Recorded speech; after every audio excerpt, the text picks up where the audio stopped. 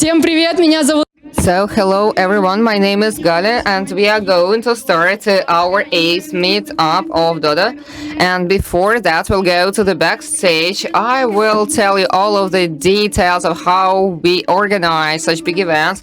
And I will introduce you to our wonderful team which made it possible. And this is everything for you to just feel the atmosphere of the event. Follow me.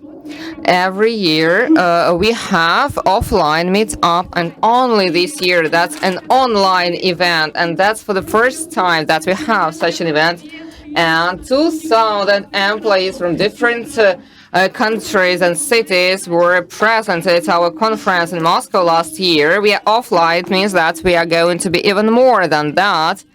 And we will have the speakers, the same presentations which will inspire you, and the manager will present the strategy of our company, our future projects, the new concepts, and a lot of cool news. On top of that, we will have our franchisee and our manager speaking. They will tell you very sincere stories of victories, losses, and mistakes that they lived through, so that you're inspired, you're energized, and you feel the gist of this event. First, I would like to introduce you to our team. And very often we just see a beautiful picture, but in order to create this beautiful picture, there is a big team of professionals working, and we will come back to that. And we are going to get here, so you should not go inside because our speakers are getting ready for their presentation. Magomed, we will just let in Magomed. He needs to get ready, and the guys are very emotional now. We need to choose the person who can get over the stress in the best way. Andrei Petelin. May I have it for a minute? This is Andrei Petelin. He's the CEO of Eurasian region. Andrei, I have one question. So you're the most stress-resistant person, and you're the MC of this wonderful event today. So that's why I have a question. What is more difficult, to be CEO of Eurasia or to be hosting this online event? So both things are fun, and I had in the morning some drugs to calm me down. So this is valeriana. So you are taking herbs to calm yourself down. Thank you so much, Andrei. So go get ready, go join the guys. We will move on. Such a large-scale events, so they have usually 3 pillars. And the first pillars, so these are the people who are in charge of the sound. So beautiful, pretty guys. So the guys have a big machine to manage the sounds, everything, so that you hear every single sound of today's event. Every sigh and every intonation you can hear together with us. The second pillar, which is super important, so it's about the light. So the master of the light, his name is Vlad. So if it were not for Vlad, so it would be like some fans filming a video for their idols, but Vlad, he's a very serious guy. I'm just afraid of him. So he put the lights down. Vlad has everything here. So how are you? Wonderful. Vlad, what is the most difficult thing in your work? Not to be afraid. Okay, great, Vlad. I know I cannot do that, but could you just tell me which button I can press? Any button to feel your power. What's gonna happen? Wow! Oh my gosh! We are in a disco. So how many times I have to press? Well, I would like to have this thing in my home. So, and the third pillar of this event is our organizer. So this is the person who is there with the radio, and I will show you. So that's not the guy yet. Nikita. So Nikita is our director, stage director. So what is the right way to sing? Let's go, Dodo. So that was improvised. So cool. Moving on.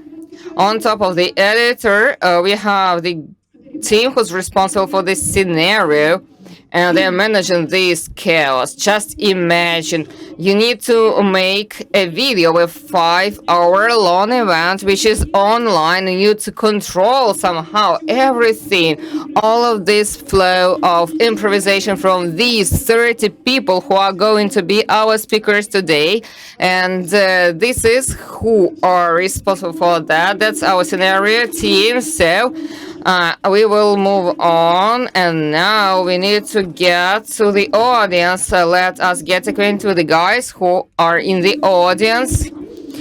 So there's a huge number of people, and everybody has his own goals. All of the people are working. You have just a feel that that's a huge machine to produce content, and everybody is super serious. I have a feel we are somewhere at Ostankina and on TV, so I feel uneasy. And here we have the girls. These girls are organizers of the meetup. So before we approached them, they did not sleep for 2 weeks before this day.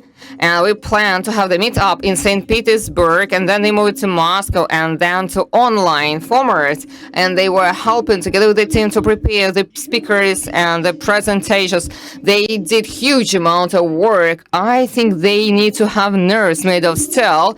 So girls, may I interrupt? Vanya, so sorry. I wanted to introduce our viewers to the organizer, Alnadia and Alena. Girls, I have one question to you. So how can you cope with the stress? Sholpan will speak about that in the presentation. You see that the organizers, they know the scenario. So then one advice how to cope with stress and constant changes. Drink water. Water. You said water. Dodo, water. Breathe in. And, well, that is it, actually. That's my recipe. Thank you so much. And now we need to drag somebody out of the audience. Somebody, one person. And we will ask this person how he or she is doing. Hello. Hi, sorry. I have a question to you. Look. Yeah, just here walking around, everybody is super professional here. And I also think that our spectators and viewers are also super professional what they do. Then I have a question to you. Give an advice to those who are watching online, how they can support our speakers. Cool question, right? Many likes, put them many likes and reposts. Cool. So hashtag Dodo. If you're watching it online, take a photo of yourself, use the hashtag on Instagram. So we will have the challenge, or what's the name, doesn't matter. So guys, and actually that's actually the end of the backstage, and we'll have the countdown very soon. And this event is about to start, this great event. I have to take my seat in the audience. Thank you for being with us. Thank you for watching. Welcome to 8th meetup of Dodo. And just I am walking away beautifully.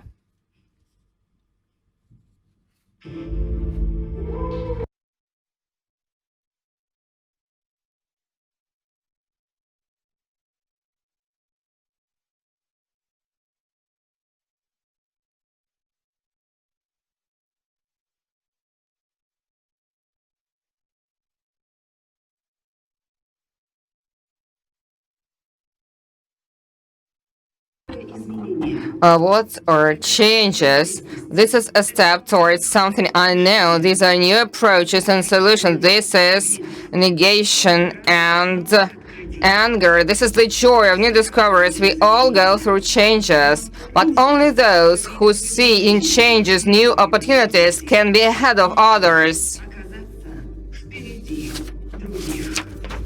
Business is about constant changes. Decisions, mistakes, plans, mistakes again, and victories. We cannot avoid changes in our life, but we can lead those changes to be quick, agile, to be innovative. These are the things which will help ours to be ahead. Our business is changing now. How the events of this year impacted the company, how new concepts make ours even stronger, how every of ours changed. Dodo Meetup number 8. So, here we go. So, good afternoon, dear friends. Every year, in the middle of summer, for the 8th time in a row, we are all together to speak about our results, to speak about the future, so the goals, and just to talk and speak about the strategy. This year, life made certain adjustments, and unfortunately, we cannot have an offline meeting, personal meeting, and for the first time in the history of our company, we are holding online meet-up. This is a very new experience. All of the previous years, I had the honor to open this event from the stage, and I saw many familiar faces and burning eyes. And there are much less of us here in the room, and most of our partners and friends, our huge team, most of you are watching us online. And with the help of new technologies, I can just tell you how many people are watching ours now. And I just see myself now, 1,400 people on YouTube. And this is a bigger number indeed, because many teams are watching all together. I saw some of the offices. In our offices, we have the whole team of the management company, and many of our partners are watching this meet-up together at the office. Dear friends, I would like to say hello to everybody. So, thank you for being with us. I would like to announce our first online meetup of Dodo Open, and this is our meetup of Dodo number 8. We start.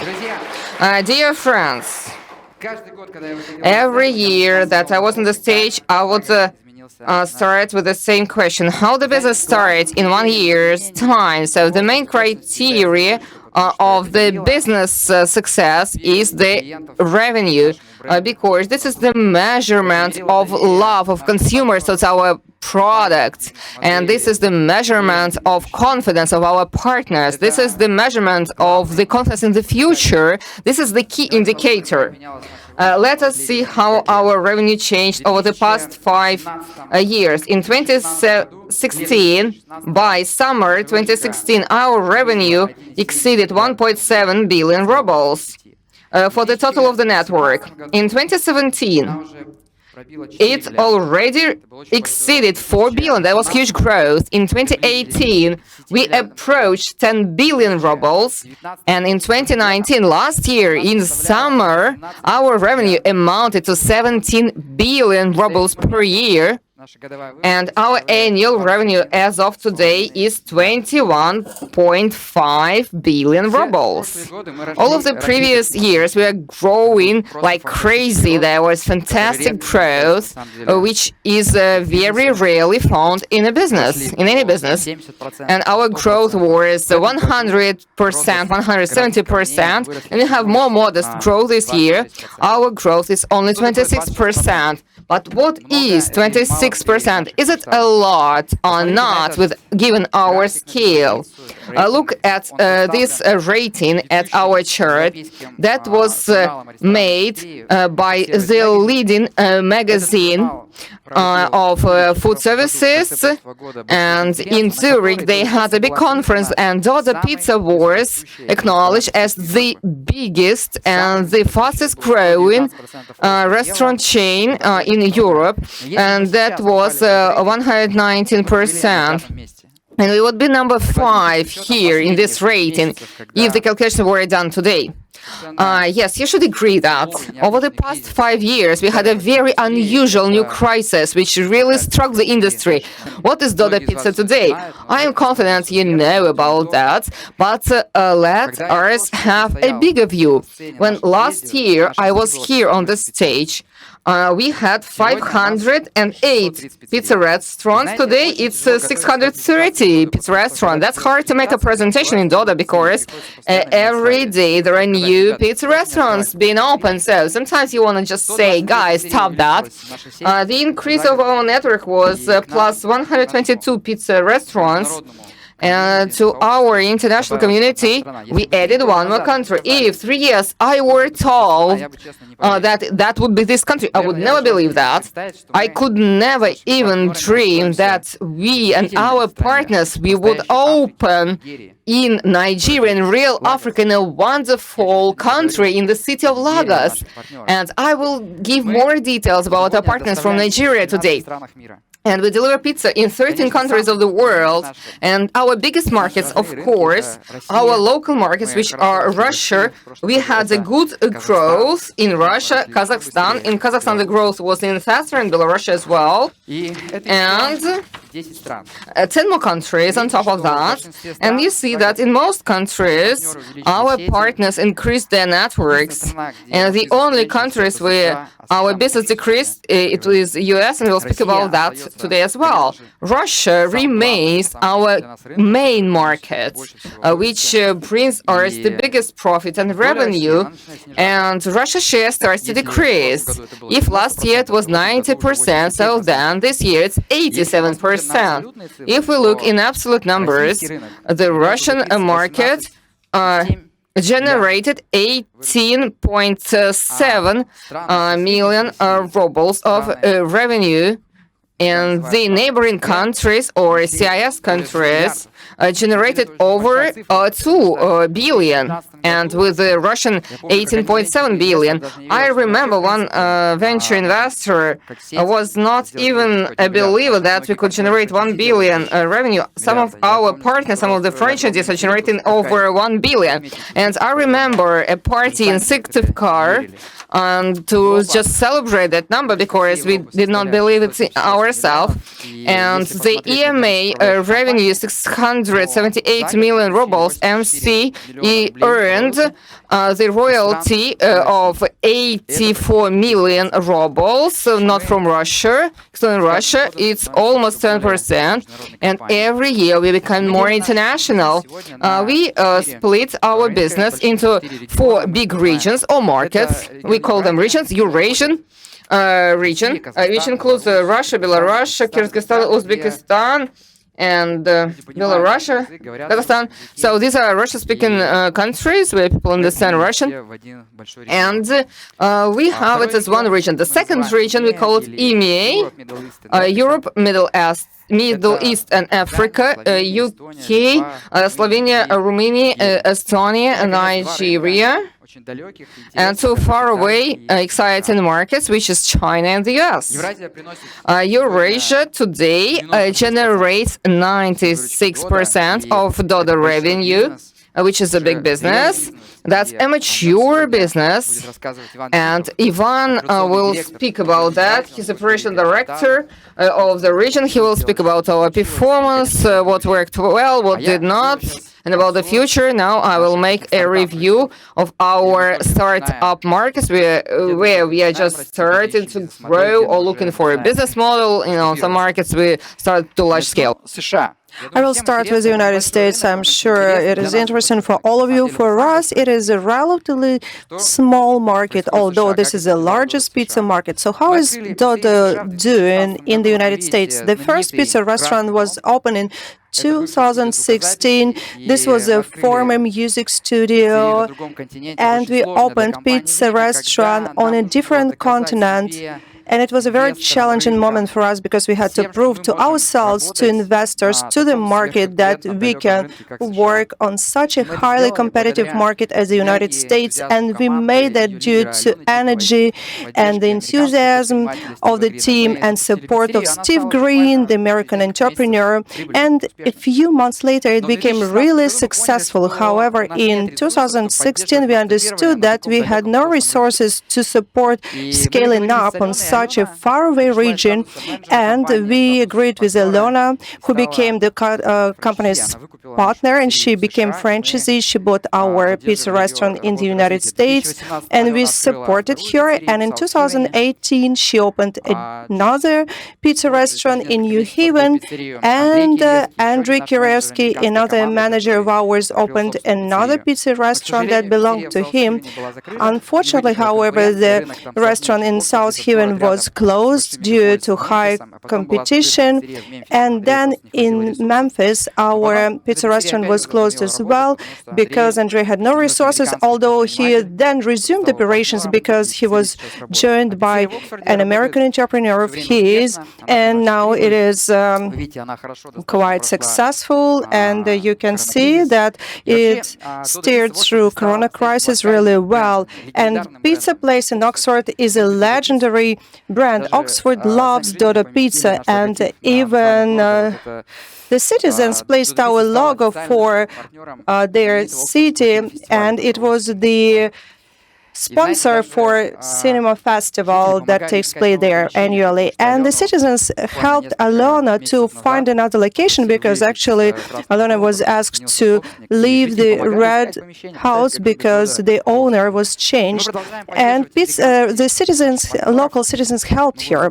So we are going to support our American partners. We are going to launch an application, and we hope that one day when we have enough resources, we are going to develop more robust over there. Now, moving on to China, another potential market with high competition, and there is high competition in the food service as a whole, not specifically in the pizza segment. And we should say that last year we launched our pizza restaurant in a new format. It is an experimental format. What is so special about it? First of all, it is on a street with high pedestrian traffic, located in an expensive building. There are no cashiers over there, and all places are ordered.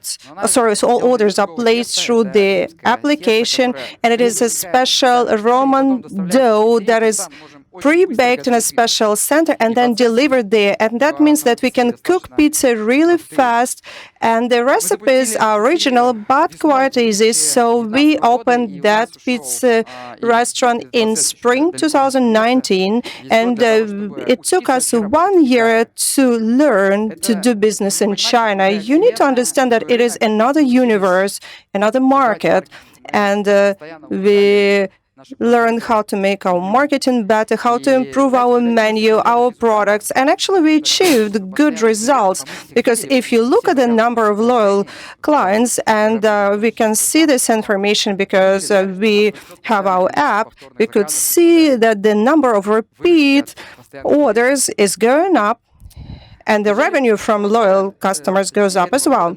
At the beginning of this year, we opened another experimental pizza also in China. It has different size. This is the smallest pizza place.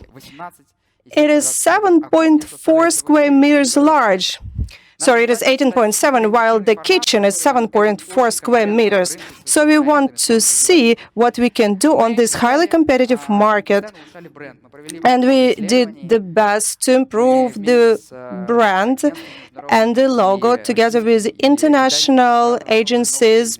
We developed our new style for our Chinese customers. We are going to have different design for our boxes, and we also attracted investments to China because we believe that it has huge potential, and our model has huge potential as well. Our plans are the following.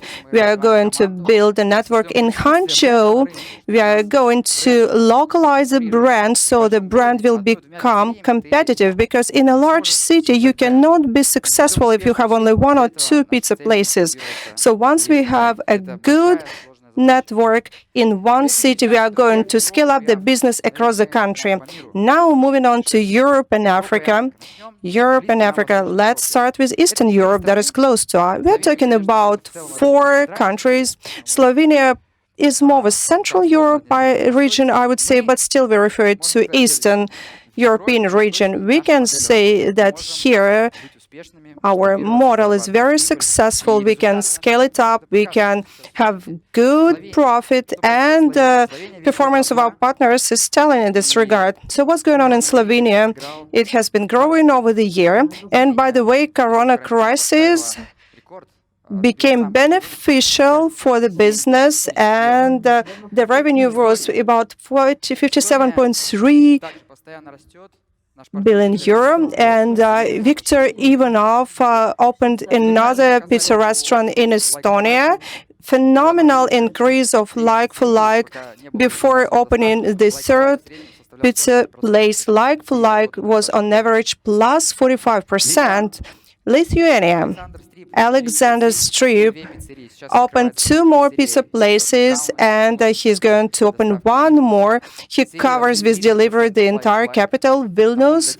His like-for-like is plus 30%. Like-for-like is comparison of sales on same months across the years for you to understand whether you are increasing your market share or you are losing it. Romania. The business in Romania is not as good as in aforementioned countries. Corona crisis hit it quite hard because the largest share of revenue fell on the restaurant.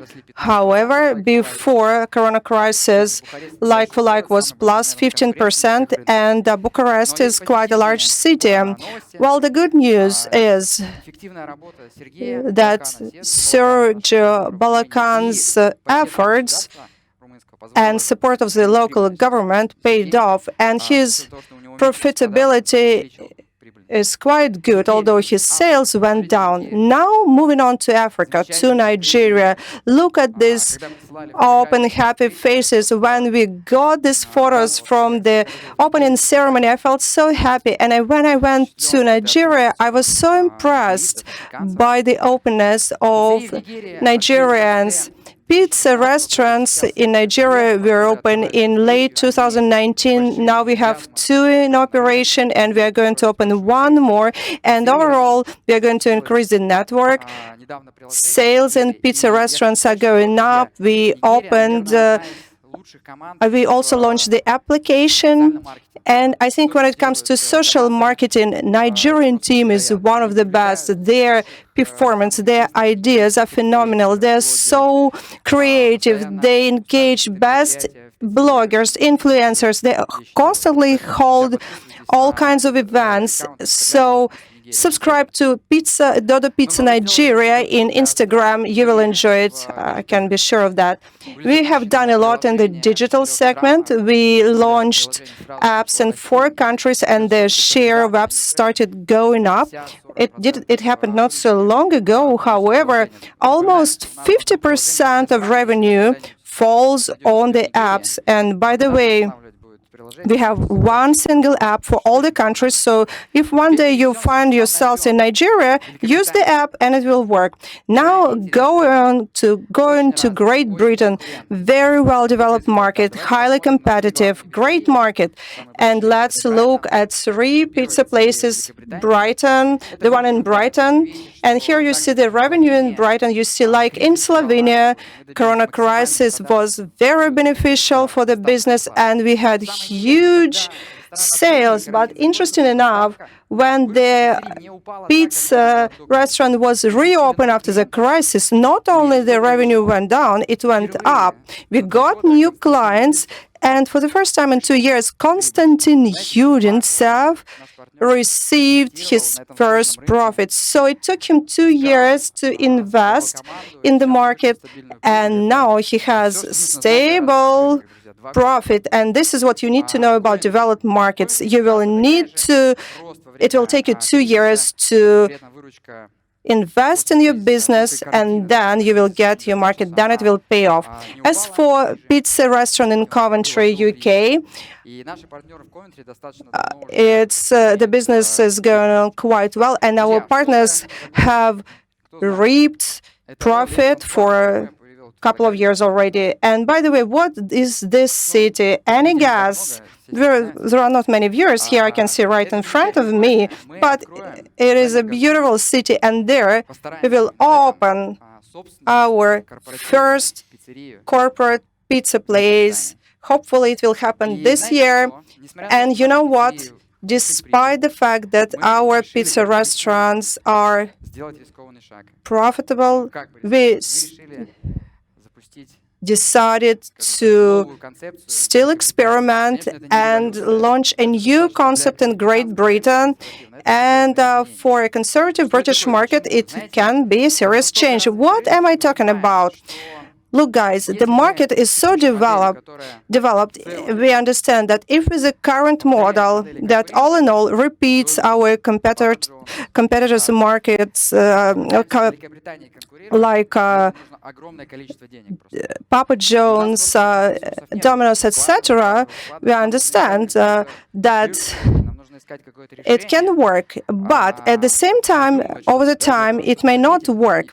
And we need to look for a solution to differentiate ourselves one day. And we decided to launch an experimental format in Great Britain with a different product. We are going to take the technology based on Roman dough, and it is pre-baked. And when the guest orders the pizza, you can cook it really fast. It has somewhat different texture. It's more airy, and it is going to work in a takeaway format. And this is a so far non-approved design. We are doing some restyling of Dodo brand for the British market, and we want to differentiate ourselves. We want to be more efficient, and we understand that we are going to cook quite fast by using this product. We'll see how it will work out, and hopefully by the end of 2020 we will launch our first corporate pizza restaurant in Great Britain. So expect the news. And we are launching the business in the new countries. Our partner, Vladimir Gulayev, convinced us to enter the German market and open the first restaurant in Munich.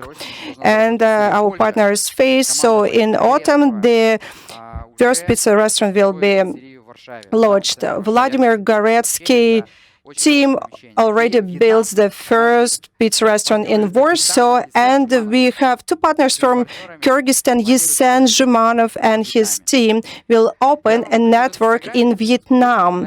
So look at these two guys in glasses. This is me with Vladimir Goretsky in 2014 opening the new pizza place in Smolensk. And in 2015 we were talking about future, and I persuaded him to join my team. He used to have his own pizza place, and he said, "Serdar, it's all good, but there is a country, and my last name originates from there. It's Poland, and I would dream of opening a restaurant there." And I said, "No problem, we can share the world." So we agreed that Vladimir will take the Polish market. It's also very interesting and quite challenging. So he will stand up for the challenge, and dreams come true. And Vladimir is opening his first restaurant. So think big, dream big, and I wish all of you each and every success, and success to Vladimir, of course. Talking about crisis, so I'm often asked about the whole business and how it was going through the crisis. Look at the revenue of our entire network over the past months, so we can do the breakdown between restaurant operations and delivery. So when you see when the restaurants were closed and quarantine started, our revenue went down by 27%. 100%. But then some restaurants were open, self-pickup was available, and we started picking up. And now we are lagging behind by 8%, and I think it's a great result. And I think as for 27% decline in the revenue, it's not so bad under current circumstances when the industry was hit by the best storm. So what helped us to navigate through the business? First of all, it's not over, so do not feel relaxed. But what helped us to overcome the worst problems? First of all, this strategy. We always were focused on two sales channels, that is delivery and restaurant, and we always been big hopes on strategies. We did not work with aggregators in large markets. We were developing our digital services, and it was very helpful. Secondly, are our people, our teams that are very loyal to us, loyal to the company, to our restaurants. And I would like to thank all the employees of the managing company that were so loyal, so committed to business, and they were ready not to receive all their salary in full size so that the managing company could decrease their risks. And I'm sure that the partners were very supportive for our partners. Thirdly, flexibility. We were able to be agile in terms of decision making. Some decisions were radical. We were not lagging behind, and we were quick in our response. And I tell you that an ability to adapt to changes will be one of the key success factors in future. You see, Corona crisis is just one of the phenomenon, but the world is changing so quickly. So we need to understand that it's never going to be stable. So we need to get ready for all the changes, and I will talk about the main changes that are going to take place in our company. But before I'm going to talk about the future, let's get back to the past. Look at me standing here with green gloves, not because it was Corona crisis, but because I was washing the floor in my first pizza restaurant somewhere in the middle of Siberia. And not only I was opening a pizza restaurant, I had a big idea. I wanted to combine a good popular product with a good business model, with technologies, with internet, with IT, and I wanted this business to become more efficient, more transparent. And this is how I have come up with Dodo IS model, and we started developing it from day one. And it was a very difficult process because IT requires lots of long-term investments, and very often we were coming to the edge.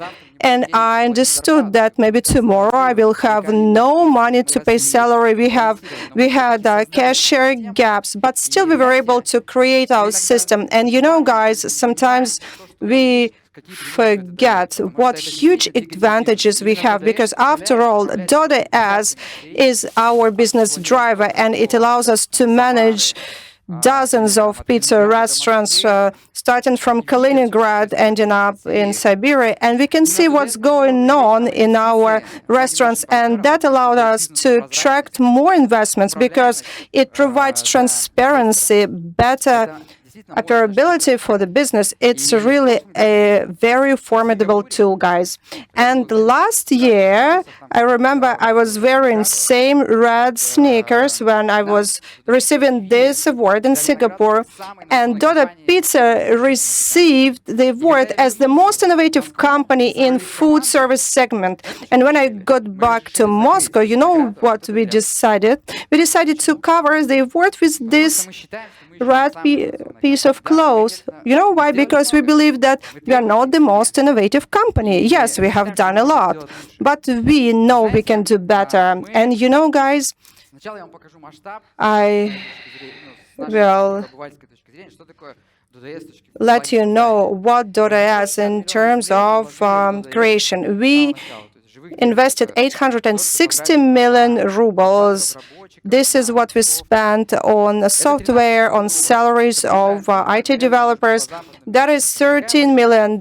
Maybe per Western standards, it's not so much. But today, we invest 25 million rubles monthly into our IT technology, and we have 120 engineers and 80 developers out of them. And if you look at this system, it's huge. It combines lots of products, and some segments of the system could be a full-fledged product. And when I started to think how to accelerate and become the most innovative company, how to start develop Internet of Things and forecasting how not to be left behind in this technological digital race, because our competitors, they have the resource to invest into IT. They have big online companies that deliver food, and I realized that we had limitations. We invest our profit. This is Russia's revenue, which amounts to 87%, and the rest of the countries. And very soon, we will get to the limit of our growth in Russia. And of course, we are confident about the growth beyond Russia, but it will require time, and we believe in that growth. At some point of time, we will be limited in terms of profit to be invested into the system, but we wouldn't like to be left behind from that race. Then you're going to ask me why not to find investment. If we raise investment now, the investor will ask us the same question. Guys, maybe you are not going to grow in other countries, and the investors are practical and pragmatic. Of course, we can raise investment, but with bad conditions, it means that the company may lose control over the strategy, over the corporate culture. And I am confident that everybody who's watching ours, who's developing Dodo business, got here because of the values and culture of our companies. That you believe we are not going to change our principles. We want to control that. We want to control the culture. And that was not the best situation with investment. And what was the way out that we found? We decided to go beyond the limits of pizza. What does it mean? And we did a lot over the 9 years. We created supply chain, we received a lot of experience, and we decided that we were able to launch other concepts, and we could expand in our home market in Russia, which will enable us to invest further without waiting for growth abroad. And it made us look at the business from a different perspective. I was asking myself, what was our main competence? Pizza? No. I realized our competence is the ability to combine retail business, which is very complicated, and combined with the IT technologies. And by putting it together, get to large-scale innovations made of small details which generate great cumulative effect. This is our competence. And I realized that we have a quality system of control, training, and supply chain. We know how to do product marketing. We know how to create products. We know how to study and research our consumers, and we can make use of all of that. And there is huge confidence from entrepreneurs. If we make a good concept, we can grow our business, and we will be stronger together. Having a bigger market, we can invest more into the quality, into the technologies, into the teams. Probably some of you will say, further, we are losing the focus. Yes, we already have lots of markets. And they tell me, Freddy, you cannot do all things at once, pizza and other things. People who say that, they don't know well our company. Maybe I post too much on social media. And they say, Dodo is Fedor. Those who know our company deeply, they are going to say that Dodo has never been a Fedor and has never been me. If it were not for the big amount of people, many of whom are present here, who are watching, if it were not for Andrei Petelin, Dima Troyan, Vova Goretsky, Sergei Gritsenko, Kirill Voropaev, Ilya Farafonov, I cannot name all of you in all of the areas. If it were not for them, we wouldn't have what we have. What unites these people? Me, I don't unite them. No, they were united by the culture, by the values, by the understanding that together we can create something bigger. Having general principles, openness, quality, the desire to work for the benefit of the client, to build and establish real partnership, and that good sense as a foundation basis, as a response to bureaucracy, and probably at some point of time, very soon, my main product will be not pizza, but Dodo. The company which will integrate talented people, managers, business people. Dear friends, this is a new era of our company. That's a new Dodo. I would like to present two new concepts today, and I hope you know what concepts I'm talking about.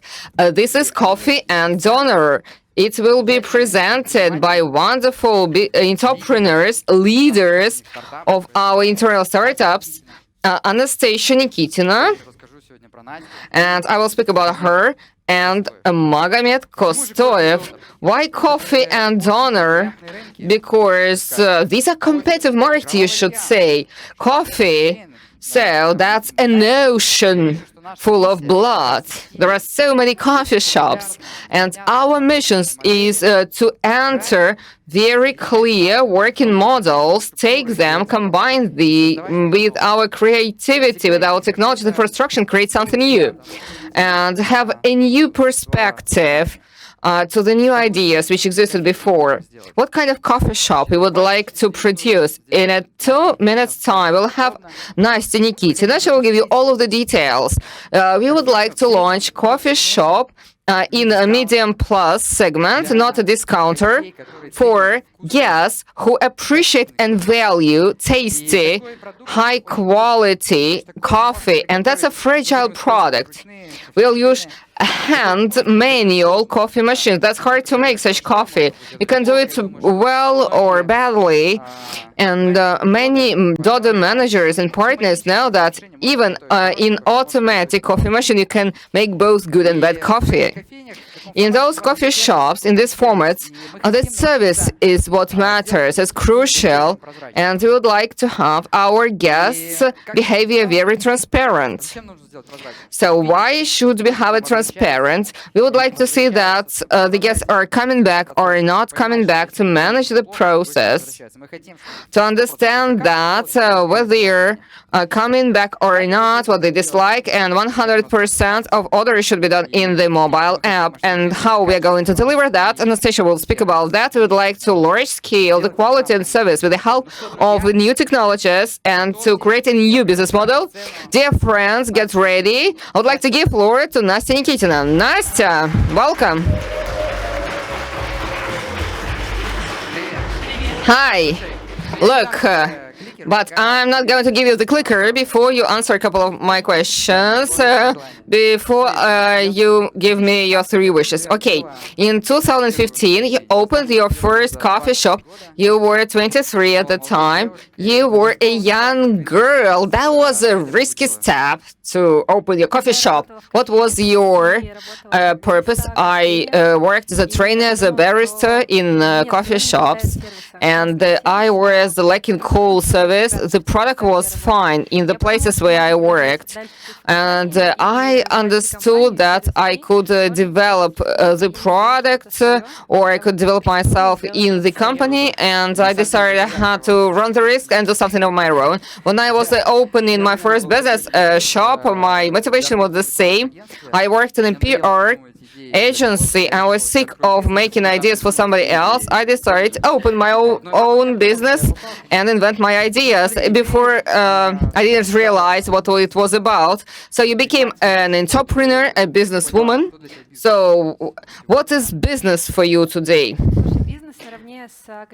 Business, together with certain opportunities, it's about risks, it's about responsibility, opportunities, and about the opportunity and your decisions. That's cool. It's about responsibility as well. Yes, no doubts here. I know many people in our company, when I ask them what you like the most, they say, I like the responsibility. So this is the main motivation. And the last question. Cappuccino or Americano? Filter coffee. I knew that. I knew that.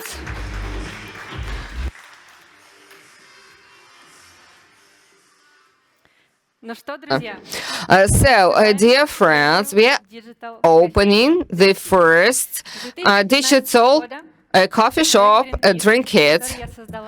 So I created my project, and I had it in Krasnopresnya district in Belarusk.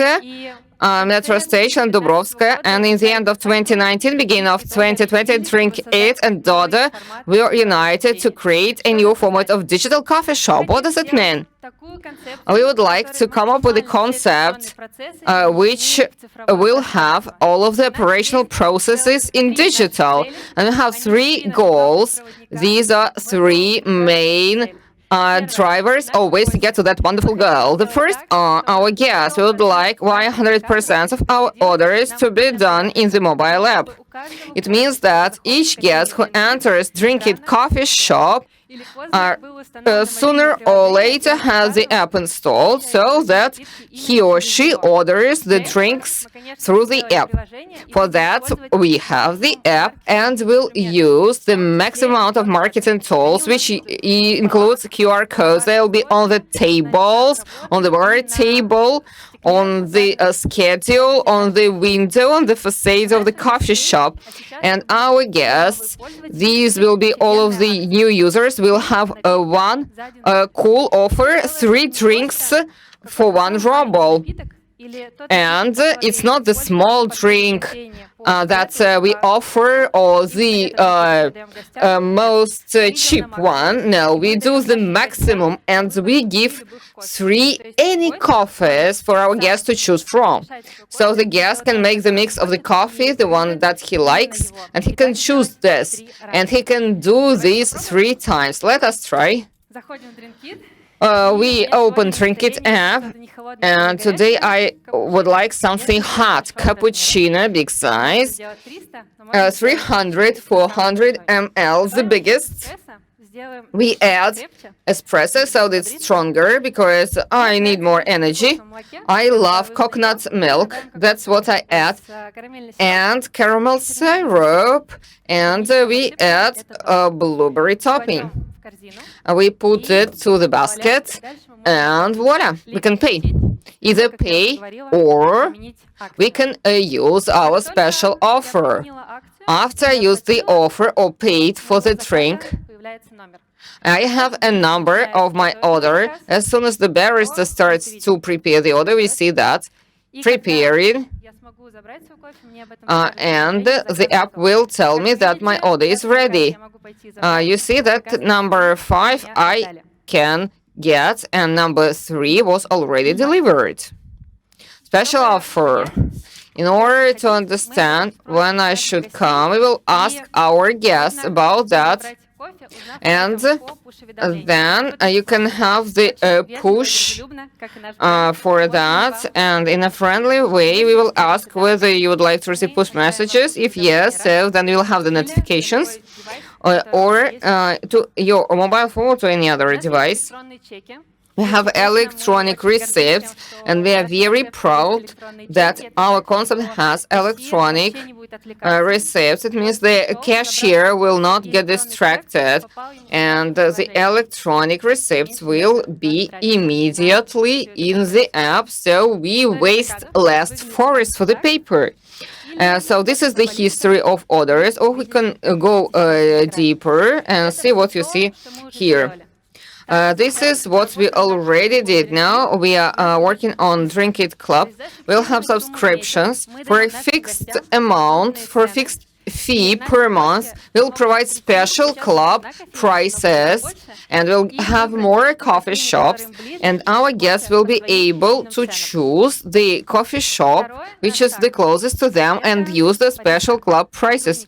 So the second step are the baristas. We would like them to be convenient and comfortable. We would like to have their processes in digital as much as we can. We have the tracking of orders. They can work it with pizzas and with our toast and coffee. So this is order tracking if you order coffee. This is cappuccino, or if we order a toast. When the barista delivers the order, gives out the order, he sees who is taking the order, what is in the order, and he needs to press delivered, given away. And then we are helping on the system to help our baristas to recognize the faces, and then you are preparing coffee, and you know that this guest loves this type of coffee. Of course, we will know the favorite products of our guests, and we will make them more accurately and faster. And we are working on a guest to come back.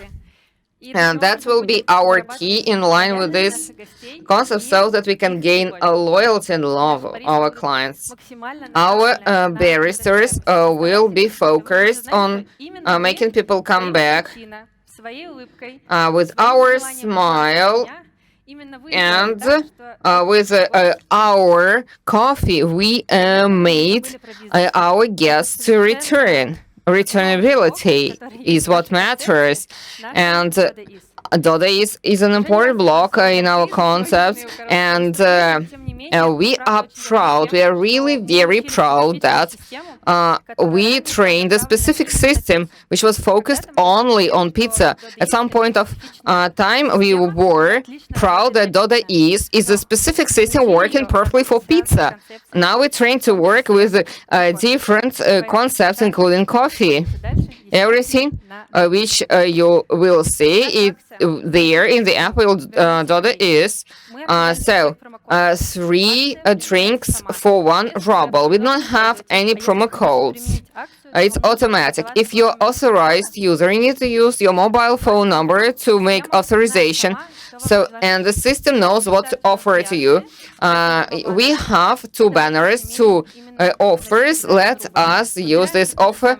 3 drinks for 1 ruble. We choose the cappuccino. So you see, the price is 1 ruble. If you would like to cancel it, you can do that during the payment and use this offer next time. That's cool that you have limitations, and the guest can use it only once per day. And we create the behavioral pattern, and for 3 days the guest comes back to drink the coffee that he selected. He's using the offer because he's convenient, he's happy, he's drinking coffee, or she. And 3 times, this is an important number for us, and after 3 times they understand that Drinkit is the place he belongs. That's the dream destination for him. We use Chinese experience, and our goal is 100% of orders in mobile app. We'll analyze revenue through 2 key indicators, including others, so cohort analysis and product analytics. Based on a cohort analysis, we'll understand which guests are coming back and when. What is the share of revenue belongs to the guests who are the first, second, and third week comers. We'll will understand how offers work and what was right, what was wrong. And this analysis will help us understand how to change, what else we can offer to our guests to come back more and more.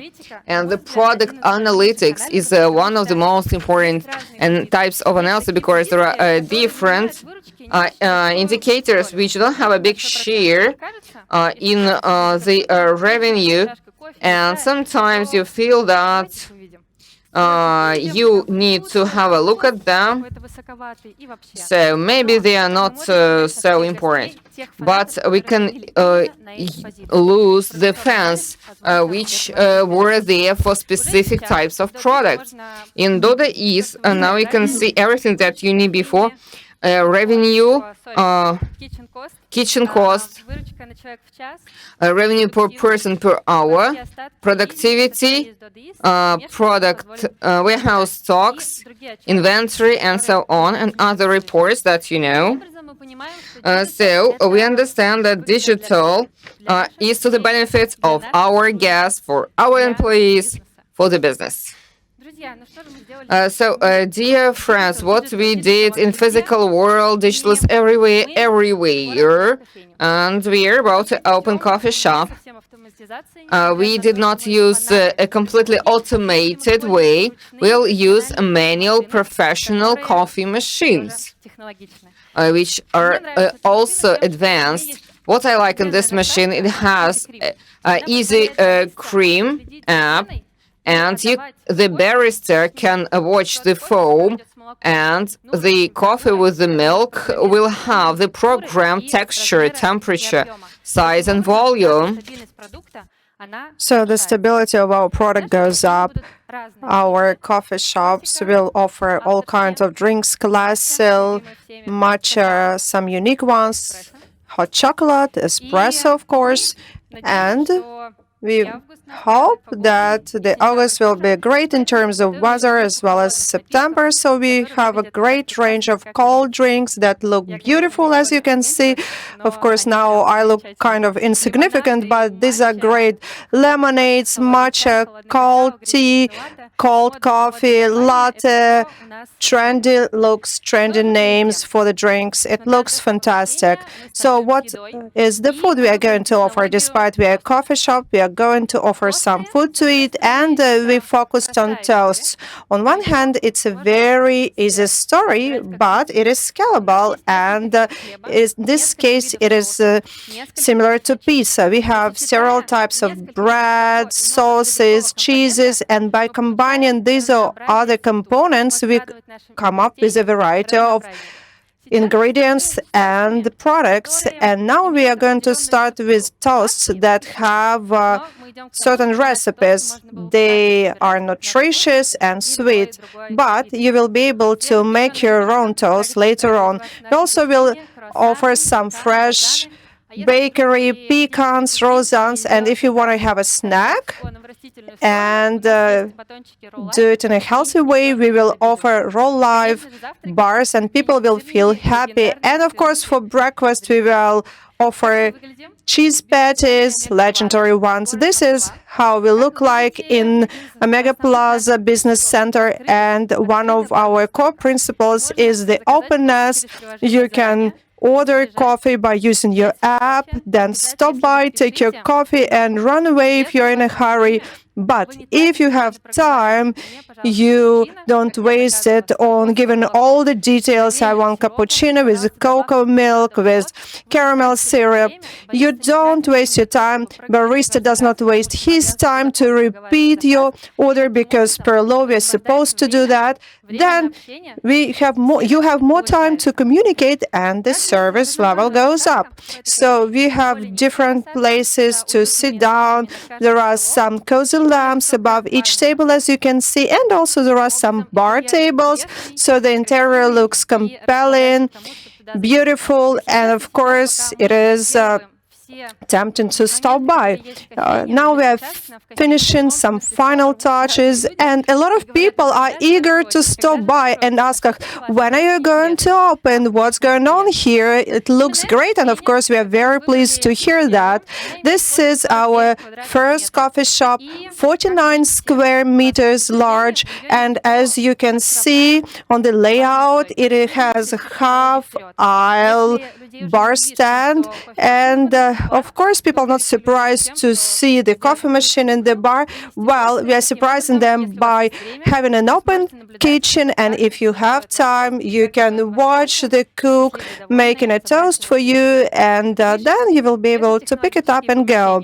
Then above you see some technical areas of different types. So why Drinkit? We chose two colors, blue or navy blue, depending on the location, and white. And we want the blue color to be associated with high quality, cool coffee. If you look at Drinkit from the standpoint of the Russian language, Drinkit is a whale. So you can say Drinkit or Kitsa is a whale in Russian. However, if you look at it from the English language point of view, drink it is drink it. So we also have a reference to Alice in Wonderland. There is drink it. So it's here. This is the analogy, the illusion. So why do we believe we are going to hit it? First of all, we are using our technologies, our IT system. We are going to use it for the coffee industry, and we are going to scale up our quality and service. And we are convinced we are going to make it because we have a lot of allies, a lot of technologies behind.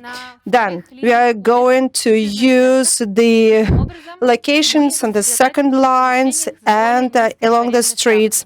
And we are not going to to pay so excessive amounts for rent, and we believe that it's going to be a contribution for success as well. Talking about the loyalty of customers, we will do our best to bring them back, plus we will offer personalized promos through apps, and marketing team is already working on that. And we want to be not just a coffee shop near your home place, we want to be your coffee shop for every day, so our customers will come back to us on a daily basis. We are going to build a network that is going to be developing based on a network system. In 2020, we would like to find several entrepreneurs adventurous enough that will help us to scale up Drinkit, and in August we will open in Omega Plaza Business Center. If you subscribe to our page in social media, we will let you know when exactly we are going to open, at what hour, and what activities we will offer to you. And you can download our app, make an order ahead of time, and find out how it's going to work. Now, guys, let us take a look at Drinkit. We will show you a 1-minute video, all right? Drinkit. Cappuccino. Add classical espresso. Ready? Classical espresso ready. Milk. Choose cocoa of milk. Good.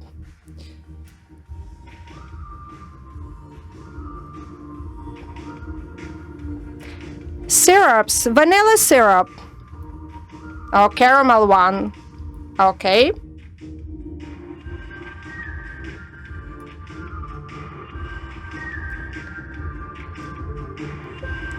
One product, 433 rubles, ready to go.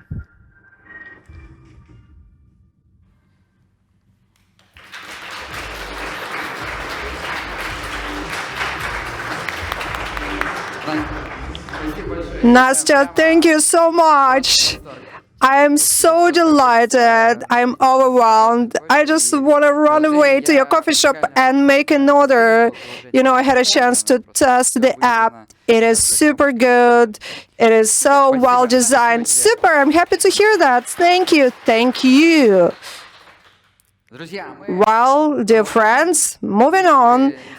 I hope you are not tired yet. So many exciting things I had, and I would like to introduce our next speaker, who will introduce our next concept, that is donor. What do we want to do here? This is a well-developed market, and Magomed Kostoev will talk about it. He's about to join me, so we would like to develop a huge network for millions of people who love this product.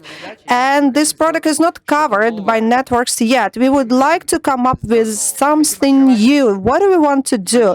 We want to open small places with high traffic. There is nothing extraordinary here, but we want to develop a good production model. We'd like to come up with an efficient kitchen, and that will happen thanks to digitalization, thanks to mobile app that will allow us to have higher revenue from a smaller place, and it will be convenient for the guests. They will be able to order their beloved donor on their way to work, and they will not be daunted by the fact that the place will be overcrowded, because they will be able to pre-order their product. And now I give the floor to Magomed Kostoev.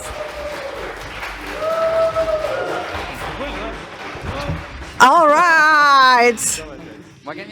Magomed, sorry, I'm wearing my red sneakers instead of you. It was my prepared joke. Yes, I wanted to wear red sneakers as well, but you took the initiative. Magomed, I'm not going to give you the clicker before you answer my 3 questions.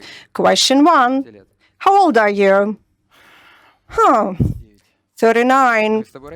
Well, we are of the same age. Question 2. No, that was the first question. How long have you been in this business? For 22 years to be exact. Wow. And you've been working in food service industry all the time. Absolutely. Well, that's a lot. Second question. What were your main discoveries? What can you share with young entrepreneurs? 3 things, guys. It's okay to make mistakes. People is your most important asset, and don't be afraid to do something new. If somebody asks me the same question, I would give exactly the same answer. And the last question, 22 years in business, what is the key component of success for a pizza place or restaurant? Well, first of all, tasty food, good service, and right business model. I love the last point. And finally, I know that here you have your teammates from St. Pete, from Moscow. So is it shawarma or shawarma? How? It's doner. All right. The floor is yours.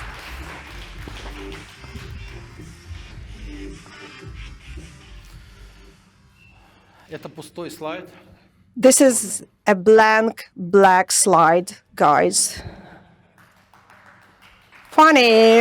Yeah, go ahead. Give me a round of applause. Okay, thank you. Thank you. That's enough.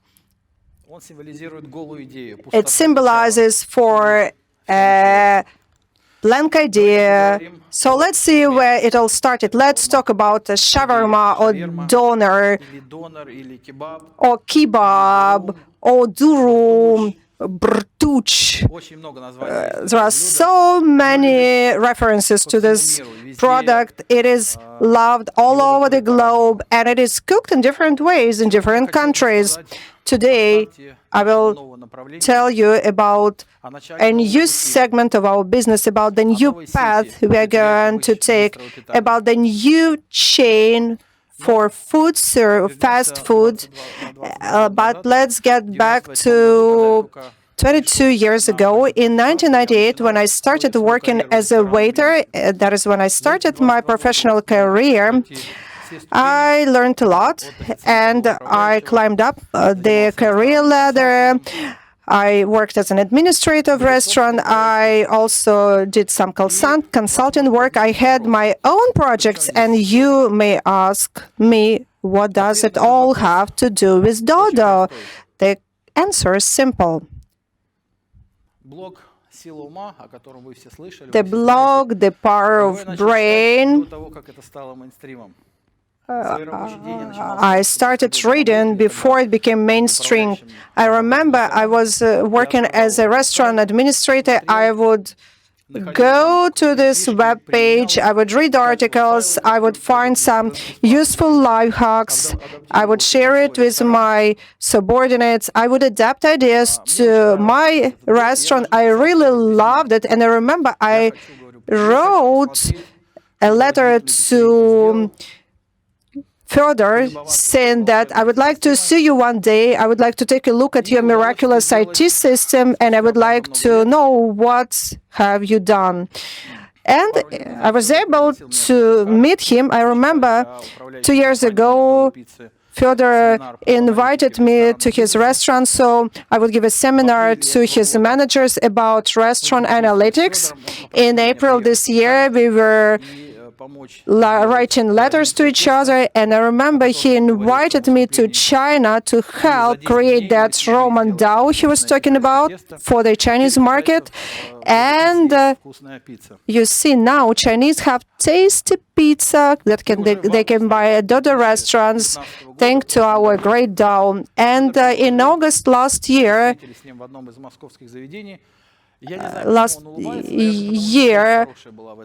Fedor decided to have another meeting with me, and I don't know why he smiles sitting there, but he offered me a challenge. He said, think of a popular dish called shawarma or doner. So why don't you create a food chain that will offer innovative technologies, tasty product? So it was a naked idea. You had to dress up. So I thought it would be a good challenge for me. Why not, after all? Why don't I combine my knowledge, my skills, my expertise with possibilities of Dodo, that is IT, system infrastructure, supply chain, and many other things? This is how innovative doner looks like, guys.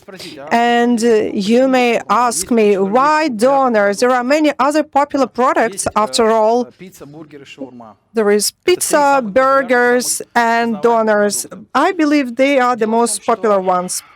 Well, the thing is that the niches for burgers and pizza are already filled in by large chains, but for doner there is no large player yet, and if not, why don't we develop our chain?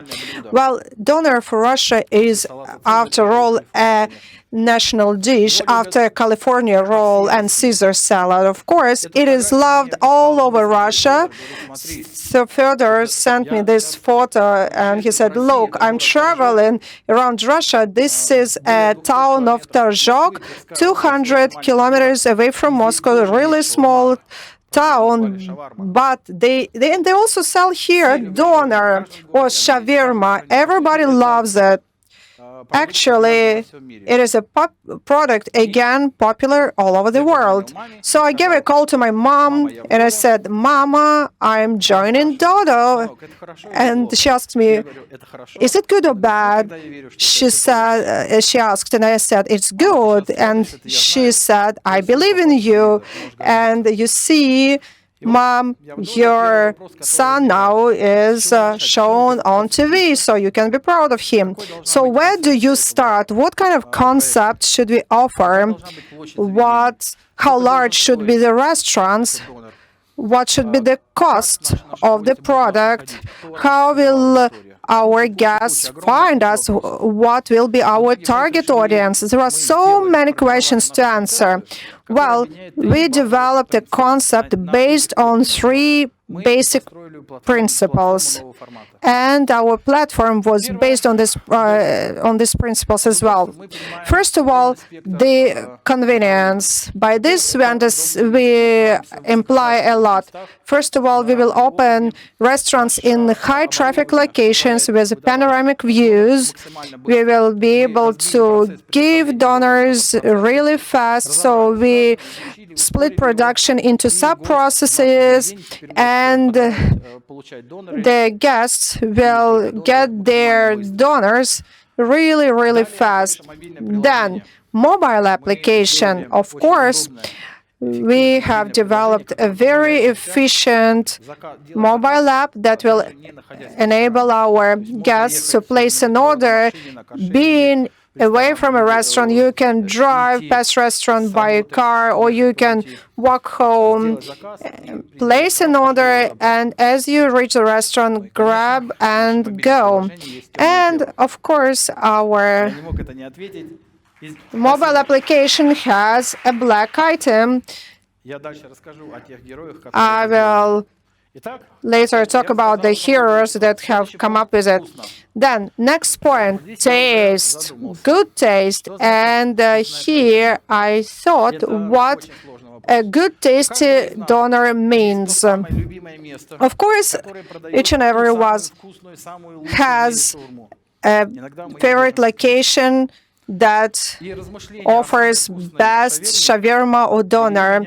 And thinking about that, I was thinking about a quotation of an American philosopher, that is Ralph Waldo Emerson.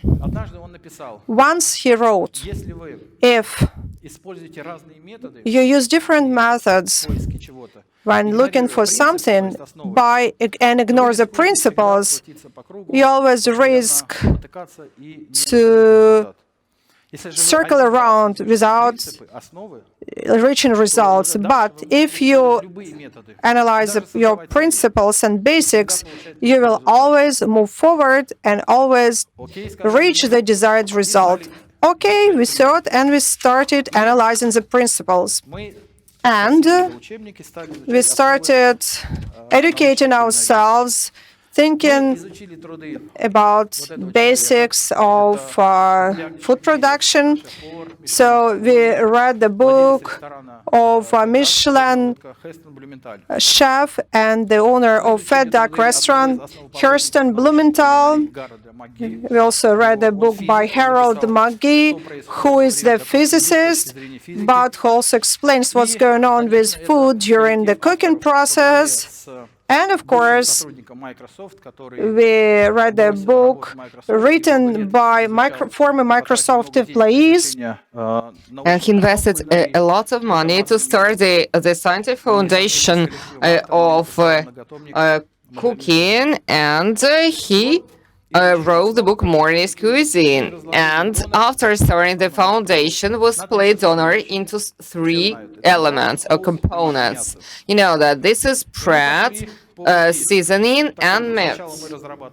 And first, we develop a taste or a flavor, and we're looking for those who can produce that at a large scale. This is our first bread, and we compare it against the size of a palm of a person. So this is the next version of flat bread, lavash or pizza. So, and it's whole grain. It's not like a wrap for ingredients, and this is a dish. And of course, it's about seasoning. So this is barbecue. This is legendary mayonnaise with garlic and mango chili. So huge number of suppliers, ways of cutting, a big amount of different marinades, ways of cooking. These were our searches for the best marinade for chicken. And we also tried chicken broth to produce with such a wonderful, tasty chicken soup with meat and greens. Your favorite cabbage. I know that you love cabbage in shawarma. We tried different cutting methods and filling methods, and even baked vegetables. Very few people do that.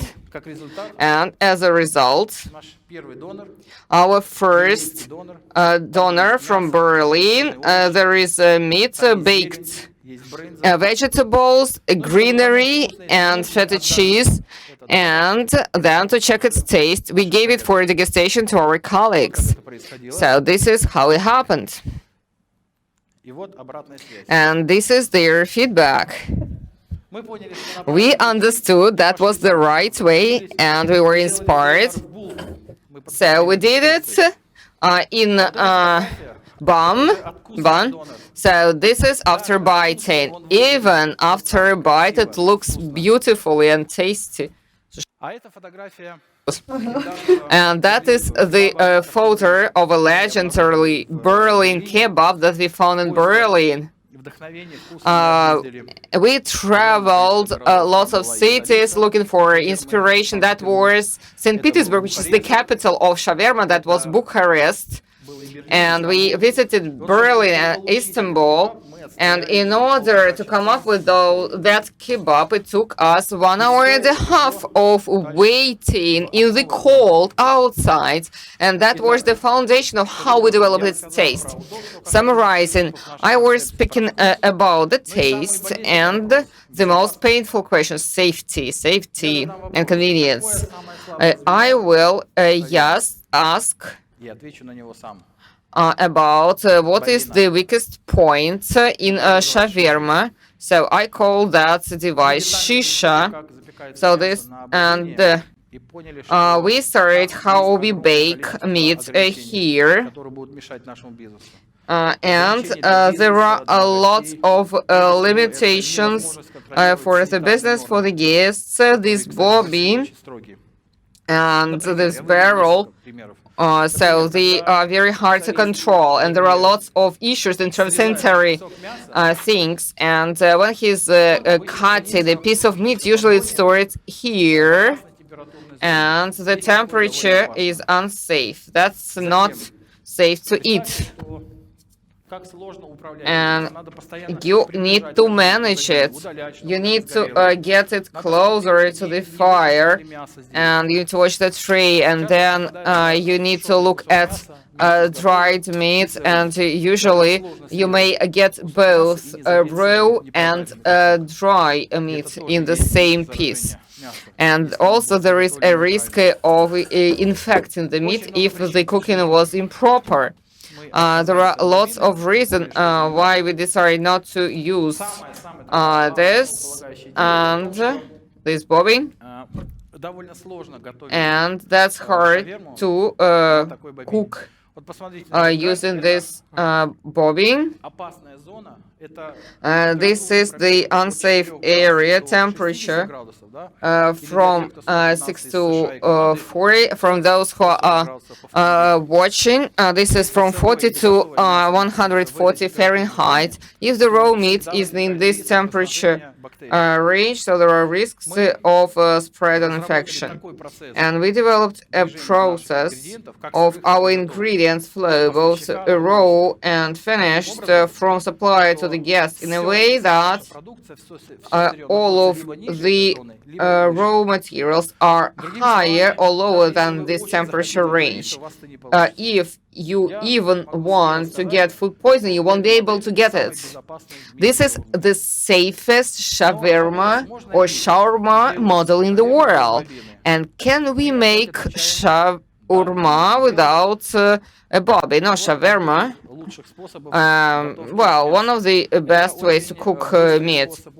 This is a very fast and technological means, so it doesn't require any special skills. It's just an oven, to use the simple term. Okay, what's next? When McDonald's appeared, they changed hamburger market. It was before McDonald's and after MC. All of the burgers were prepared and cooked with the sanitary issues. And the McDonald's, they made hamburger stable and very clean in terms of sanitary regulations. And we would like, and we believe that it's happening, that this idea about shawarma as not the cleanest, not the safest product can change. We would like our donor not to be associated with such a picture, with such this type of shawarma. And I will speak about our menu.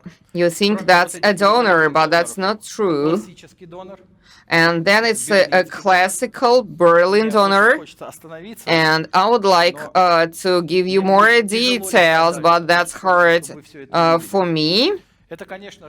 And also, these are the starters and seasoning sources like this, fried with our fries and our wonderful bakery.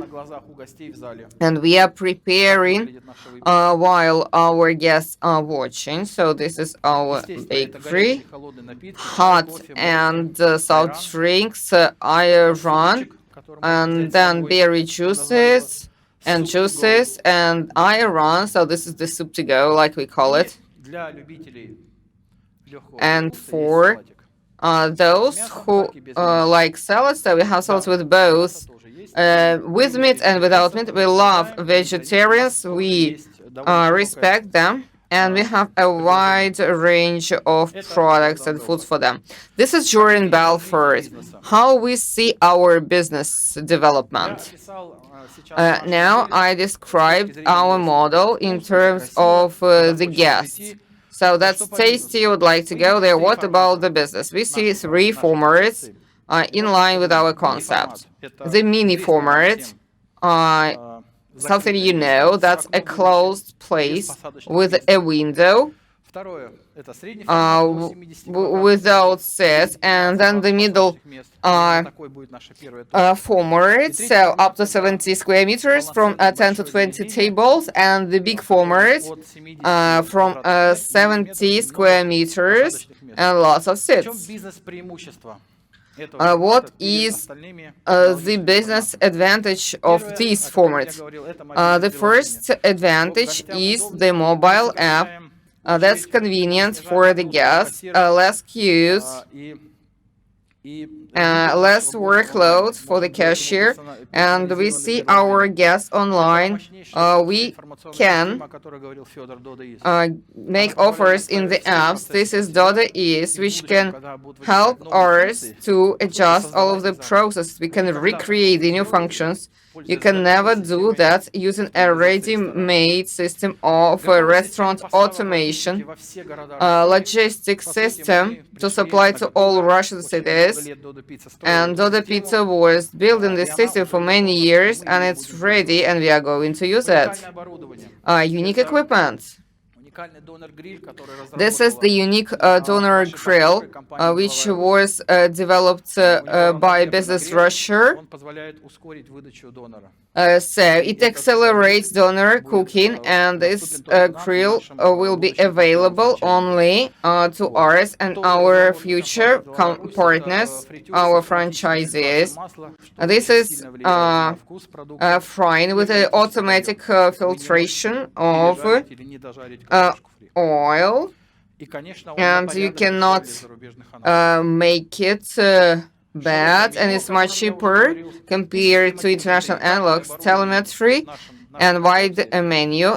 Each piece of equipment in line with our concept has a telemetric system, so we can remotely control the equipment. We can look at the problems, and the manager will get the message if the fridge is open, and otherwise all of the stock of meat may be destroyed, and so on and so forth.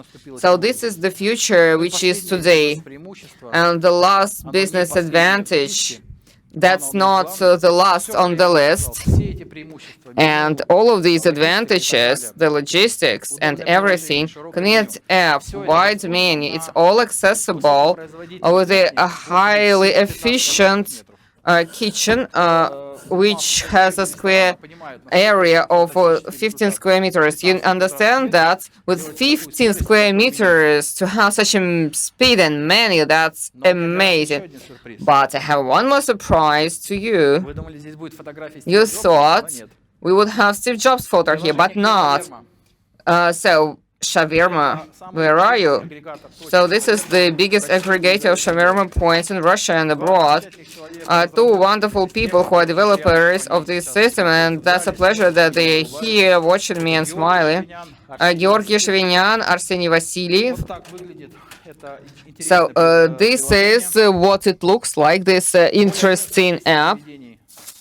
Over 11,000 shawarma points, over 375,000 feedbacks and likes, or 100 users of the app per month.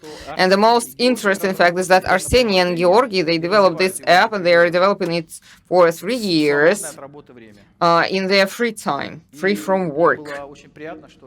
And that was a pleasure that our guys joined us in the team, and they are developing our mobile app and shawarma model. Now you can scan QR code and upload the app, find your favorite point, and add a new one. What's the name of our project? And we've been looking for that name for a very long time, Donor 42. And it has a reference to the movie when 42 is the response to anyone, anything. 4 and 2, it's just 42 people in English. And there is a challenge and there is a secret and enigma. We are thinking about what is 42. And then we started to find references to Alice in Wonderland, because there was rule number 42. And Dodo is also from Alice from in Wonderland. And what we've been waiting for a long time, this is the logo of Donor 42. I consider different options. This one, this one, this one. And even this. And you will not believe, this one we also, of course, this. And the question is, what kind of logo? That's my question. We choose. You don't know, and the answer is simple, none. We have chosen none of them. We are still looking for a logo. Please be patient. Very soon we will show you the logo.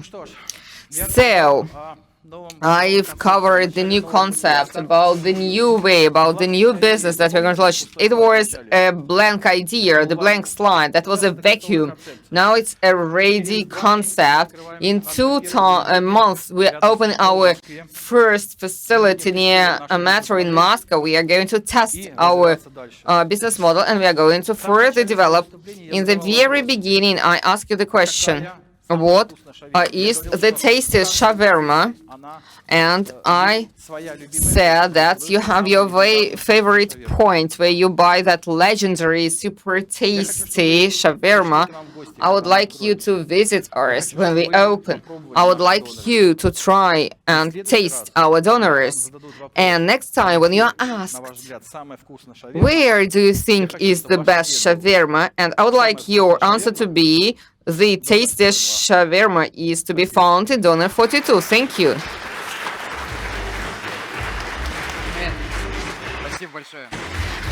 Thank you so much. That was marvelous. That was great, France. not many people taste it. That's crazy. That's so super tasty. That's yummy, yummy. And we will post the address for the first opening of Shawarma 42. Magomed, thank you.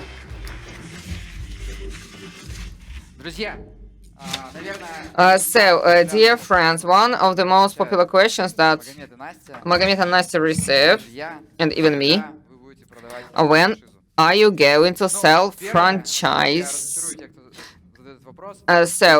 Here I will disappoint you, not selling it. It means that we thought like that all the time. We were always looking for partners, not selling our franchisee. And we were going to look for entrepreneurs who will be engaged in the business, who won't be indifferent, who will care about the product, who will share the approaches and values of donor.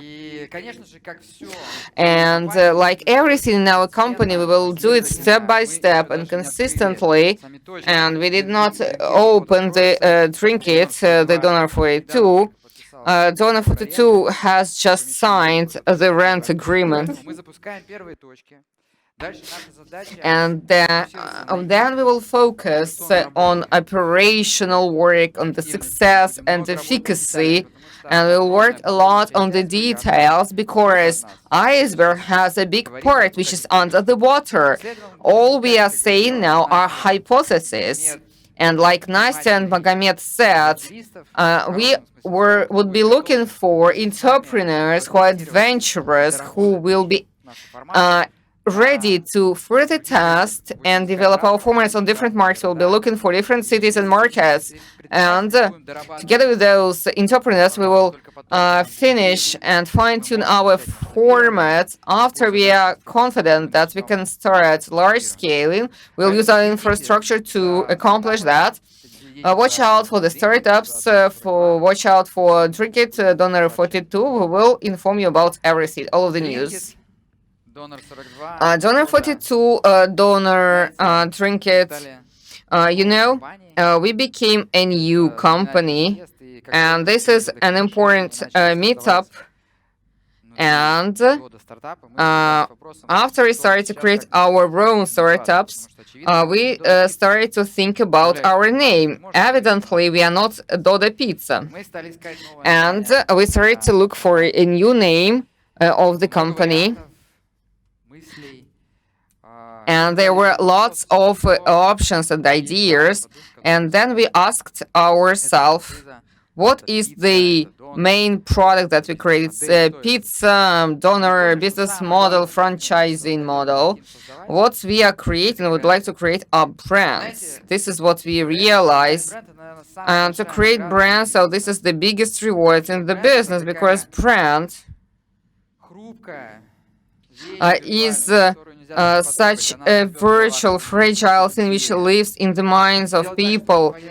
This is an idea, and to make your idea live in minds of millions of people, this is a great thing to do. This is work by huge teams of people who work in pizza restaurants, in coffee shops. This is the work of marketing experts and managers and so on and so forth. And that's a very important moment. I would like to present the new name of our managing company. So the name is Dodo Brands. And finally, I can take off my sweatshirt, and I have a new corporate t-shirt, Dodo Brands. Why we chose that logo? Our wonderful designers developed the logos which references the foundations. Our first brand, which is Dodo, you see that orange sign D letter, which is divided and split into other D letters. Now it's Dodo, but now it's not only Dodo Pizza. So this is a family of brands. This is a community, big community of many entrepreneurs. So, dear friends, now we are Dodo Brands. And the last point from me today, and I will give this clicker to Ivan, and that's very important, and Ivan will give you more details, but still I would like to mention that. So look at the slide. So this is Maslow pyramid that you all know. It shows the changes in the needs of humans, and it works. When you have not solved your physiological needs, you have not the leader, when you have nothing to eat, you are not thinking about how to save the world, and one need comes after the other. I think this pyramid works for the business as well. When you were opening your businesses, you as entrepreneurs, you're just only thinking about how to survive, how to pay your salaries and rents. You are not thinking about improvement of the city, improvement of the world. Your goal and purpose as a business person was to survive. When the business is growing from a small seed, which can be broken by wind, it is transformed into a strong tree. The needs are changing. And the companies, they start to think what they are creating on top of the profit, how they improve the world, how they improve the communities and societies, because we live in this world, we're all humans. And you know, our company started to influence people a long time ago, because we are an example that from a small city in the north of Russia, that's just an example. There can be hundreds of cities like that. You can create a business which will be competitive, efficient, that will grow, that you can do your business openly, honestly in Saransk, Sarapul, St. Petersburg, and any other city, anywhere else. And you can produce the product you can be proud of, and in Russia you can create international companies. And our mission was to give that example to others. And we would like to do more. We are impacting people. We have millions of customers who trust us. And this is a very sincere decision. We developed a strategy for sustainable development. It's a trend, but that has nothing to do with the trend. It is linked to our sincere desire. And the strategy will consist of three components. People, we have 23,000 employees, and we want to value our people. We do business, it's often challenging, and many partners of ours are on the brink of survival. However, we would like to improve the environment for our people. We'd like to make working conditions better. We would like to be more transparent, more open. We would like to think about the environment. For me personally, it's very important. Why? Because we understand that we may make a difference. We want to improve our packing. We want it to be degradable. And finally, this year, we are developing a charity program. Ivan will talk at length about it. We have millions of clients. They trust us, and they understand that if they pass us some money in, or if we choose a share of profits that we earn, it will definitely be spent accordingly. So we adopted this program, and again, Ivan will talk about it in detail. And I would like to thank all of you, dear partners, dear teams working at our pizza restaurants, dear managers, pizza makers. Thank you so very much. Thank you, our managing companies. You are our friends. We can do so many cool things together next year. And now welcome Ivan Tikhov, the Operations Director of Eurasian region. But, well, first of all, hello, but I'm not going to pass you the clicker yet. I already have a good tradition of tormenting my presenters with questions so that you will feel even more nervous. But you are a poker player, right? Quite outstanding one, not bad. So you should not be worried. So I know it's a very interesting page of your biography. What did poker teach you? It taught me to understand that you cannot guarantee that you will win the game, and it is similar to a business project. But if you make right decisions one time after another, you will win in the long term. Fantastic insight. It's really cool. Well, you are in charge of operations in the managing company, and you are in charge of a large part of our business, 96% to be exact. And when Corona crisis hit us, we had no idea what was going on, and indeed it was a huge blow on the Eurasian region, right? So what conclusions did you make? What has changed in your approach? What insights have you developed? The largest and most important insight is that anything can happen. Nobody could expect pandemic to emerge, but when it happens, you should be ready, you should be agile, you should act and adapt to changes whenever they come up. And it is a good moment to revisit your approaches, especially under crisis circumstances, and identify new points of growth. Of course, for many businesses, it was a huge blow, and for us it was challenging, but it was a great lesson learned. Thank you. The clicker is yours, and welcome, Ivan. Hello, everyone. My name is Ivanteevka, and I'm the operations director of your region that is Russia and CIS countries. My presentation will take over 1 hour, then we will have a 15-minute break, so be patient and it's going to be exciting. Since my presentation is large, I'm going to split it in some segments. First, we will talk about our performance, what we did well and not so well, what were the implications, and then we will talk about the strategy of the future, what is ahead for us, what we should be cautious about, what are the threats, and what we have to overcome them. So let's start with the revenue. We will talk about the dynamics of opening new pizza restaurants. We will do the performance analysis from bird view, and certainly we will talk about COVID pandemic. It has impacted all of us, right? So, as for Russia and the Russian market, we have opened 94 restaurants. We opened in many cities. We opened a restaurant in Vladivostok, in Murmansk, that is north. That is my hometown where I was raised. We got open in Vorkuta. It is one of the largest towns in the Komi Republic.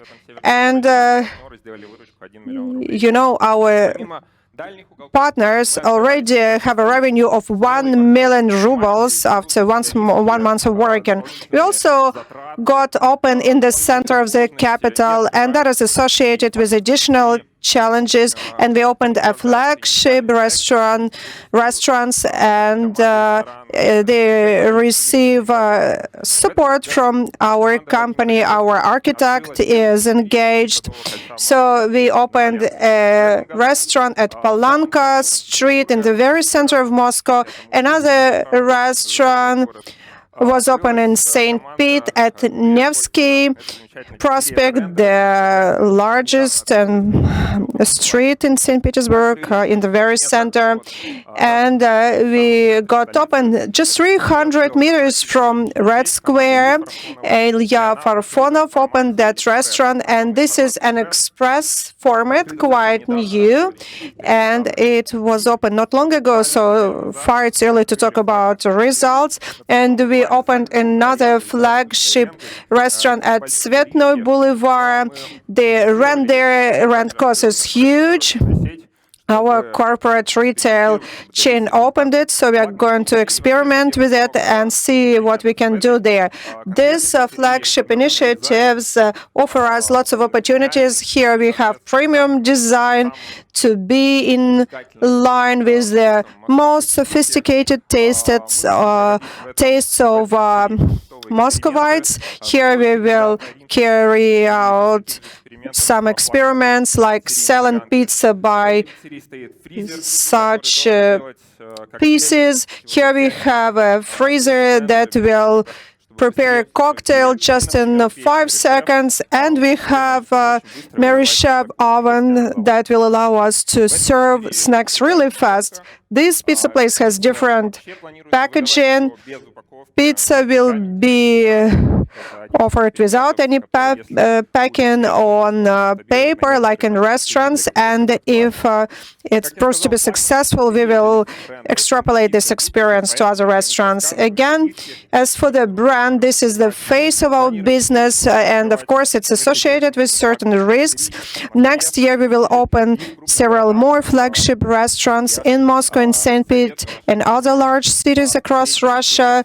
And I recommend that you look for good premium locations where you will open cool premium restaurants in the very center of your cities.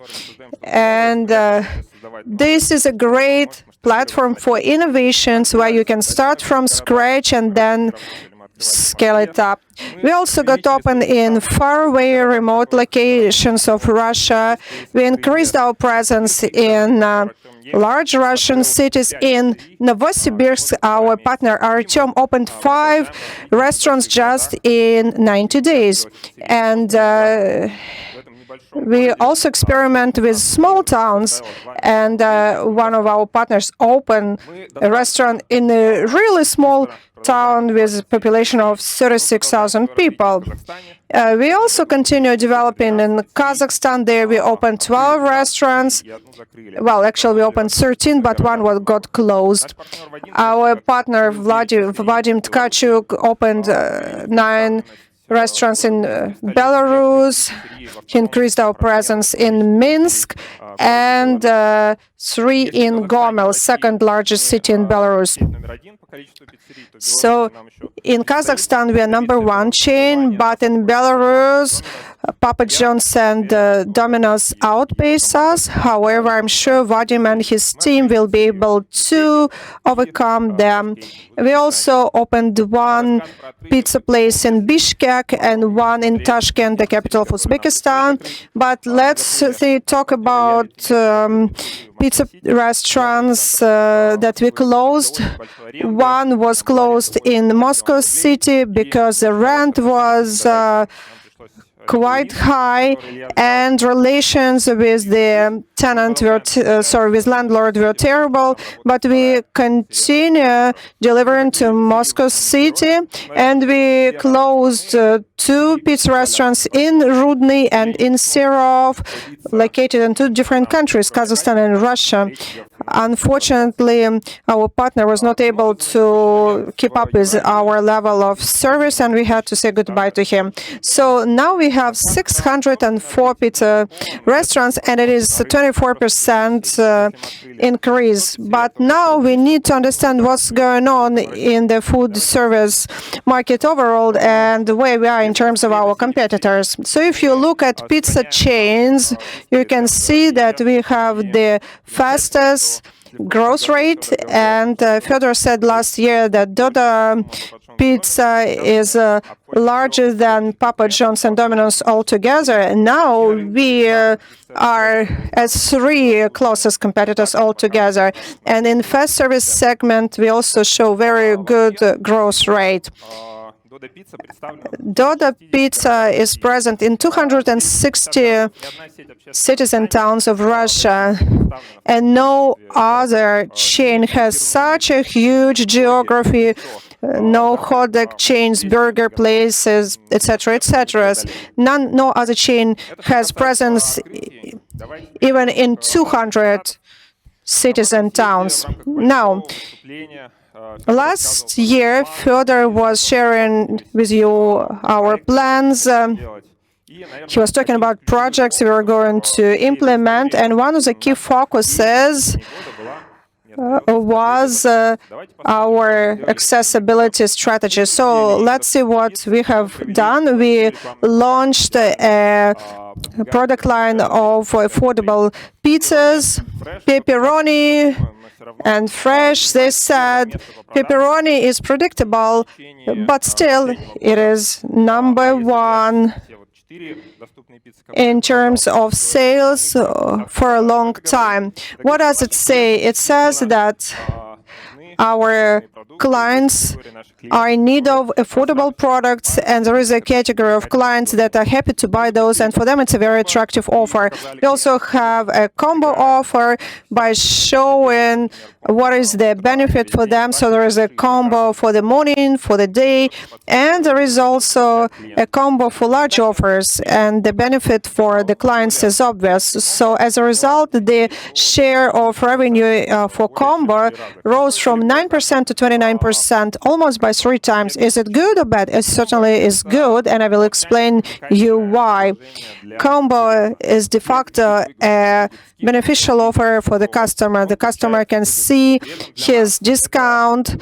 For us, it is also beneficial because our model allows to offer great discounts for large orders, so it's a win-win situation. We also were looking what we can do in our restaurants. We offer Roman pieces of pizza, then we focused on our drinks and on the benefits. We have constant promos, that is 2 pieces of pizza and a drink, but we also had some limited promos in order to attract more people to our restaurants. So let's see what results it has provided. It is quite a dense schedule, but I will comment on that. It is like-for-like schedule, so sales of same restaurants this year, the year before, and so on. So we were able to stop a headlong decline that started last year and reverse the trend. So the introduction of affordable pizzas that became very popular, introduction of combo offers, had a good impact on overall performance. We also can judge about that based on feedback from our customers, and now we can say that all in all the strategy works and we are on the right track. What's going on with profitability, you may ask?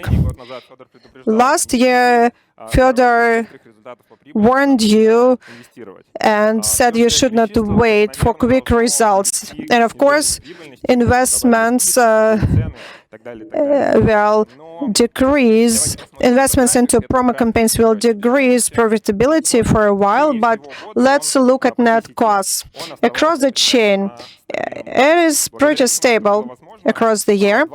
What made it possible? First of all, the supply chain efforts, integrating category managing in procurement process. We were able to save lots of funds, and the marketing team, discount manager, also provided its results. We are analyzing metrics week by week, and we were able to tune up our offers accordingly. Then it is also due to our partners' contribution. The productivity has been going up.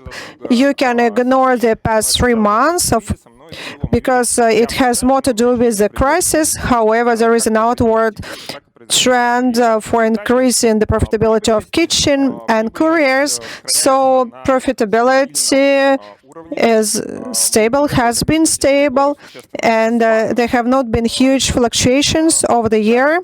This is the profitability of corporate chain before paying taxes and amortization, that is EBITDA.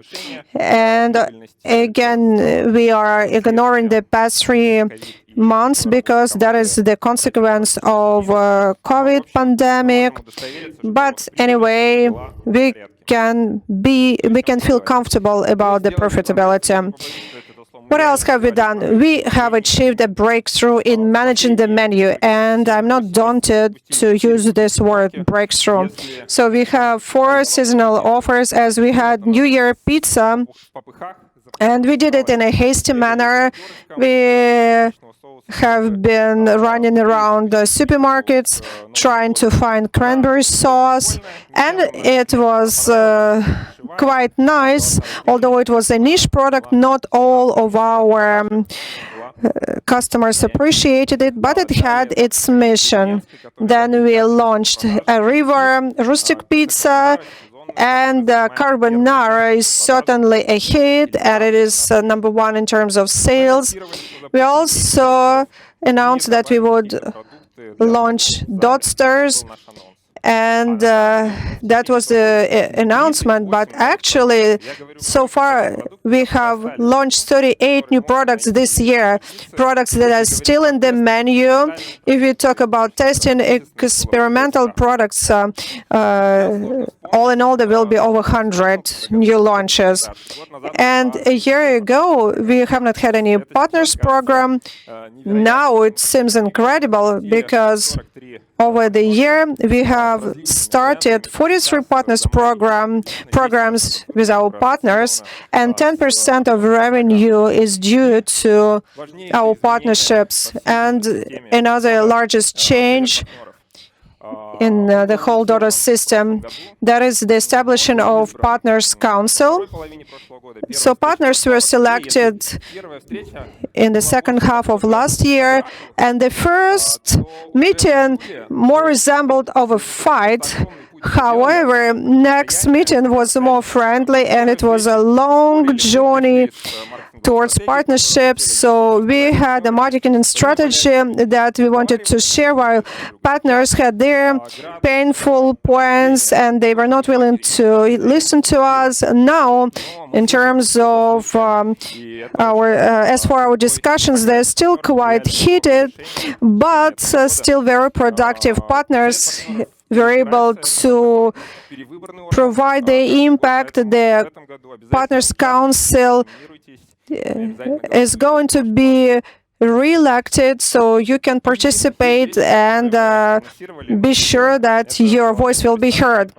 And another thing we have not launched yet, that is the loyalty program. It was a very ambitious and challenging project, and we have identified the teams that will work at this project, and by the end of this year, they definitely will be launched. Now, talking about COVID pandemic. Thanks to the fact we work in China as well as in Europe and the United States, we could feel the severity of the problem. In March, in Russia, not everybody understood what pandemic would mean for us, but we had a sense, so we decided to act defensively. What does it mean? It means that the focus is on survival and safety, safety of clients, safety of employees, and safety of business as well. Therefore, we stopped paid advertising to make sure that our partners would have a certain loft in their profitability. We also lowered the level of entry for our customers because many customers were locked down in many cities, and we offered them a lower entry level so they could place an order and try us for the first time, and many customers did so. And as for free advertising, we did not have many ways to promote ourselves. Extended menu became one of such tools, and many of the new dishes were offered during the COVID pandemic. We launched our coffee products, and we actually entered the new market. Yes, so far it is rather small in terms of its share, but it's a new market for us why we have not worked yet. And I believe that in the near future we will become one of the largest coffee chains. Another way to promote ourselves is partnership programs. One of them is partnership with Hasbro. We offered 30,000 table games to our clients.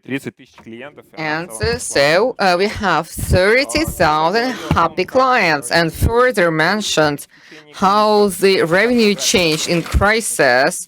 And I chose the chat, and you can see the profitability of our partners, and we did a questioning of our partners, and they were asking the same question: what's happening, what's going on, how do you feel, guys? Whether you're in red or green zone, most of our partners are profitable, but still our goal was to survive. And in the peak of the crisis, that was hell in terms of stress and load. Constant changes, and we have weekly newsletters. These are the updates. In April, we did the update every day, and we were making mistakes, and we were just testing things. And many managers started to work not 24/7, but without days off. And of course, the main load and the main hit was for the pizza restaurant. I would like to thank managers, pizza makers, and couriers, delivery people, those who continue to work despite anything. So you are the coolest cats, you're the coolest guys, and without you, there won't be any changes that could work. They worked only because of you. That was a difficult year, and it happened not as we had planned, but we did many of the things that we had planned, and we understand what's our way to go. We are more confident in the future, and we can speak about the strategy of this future.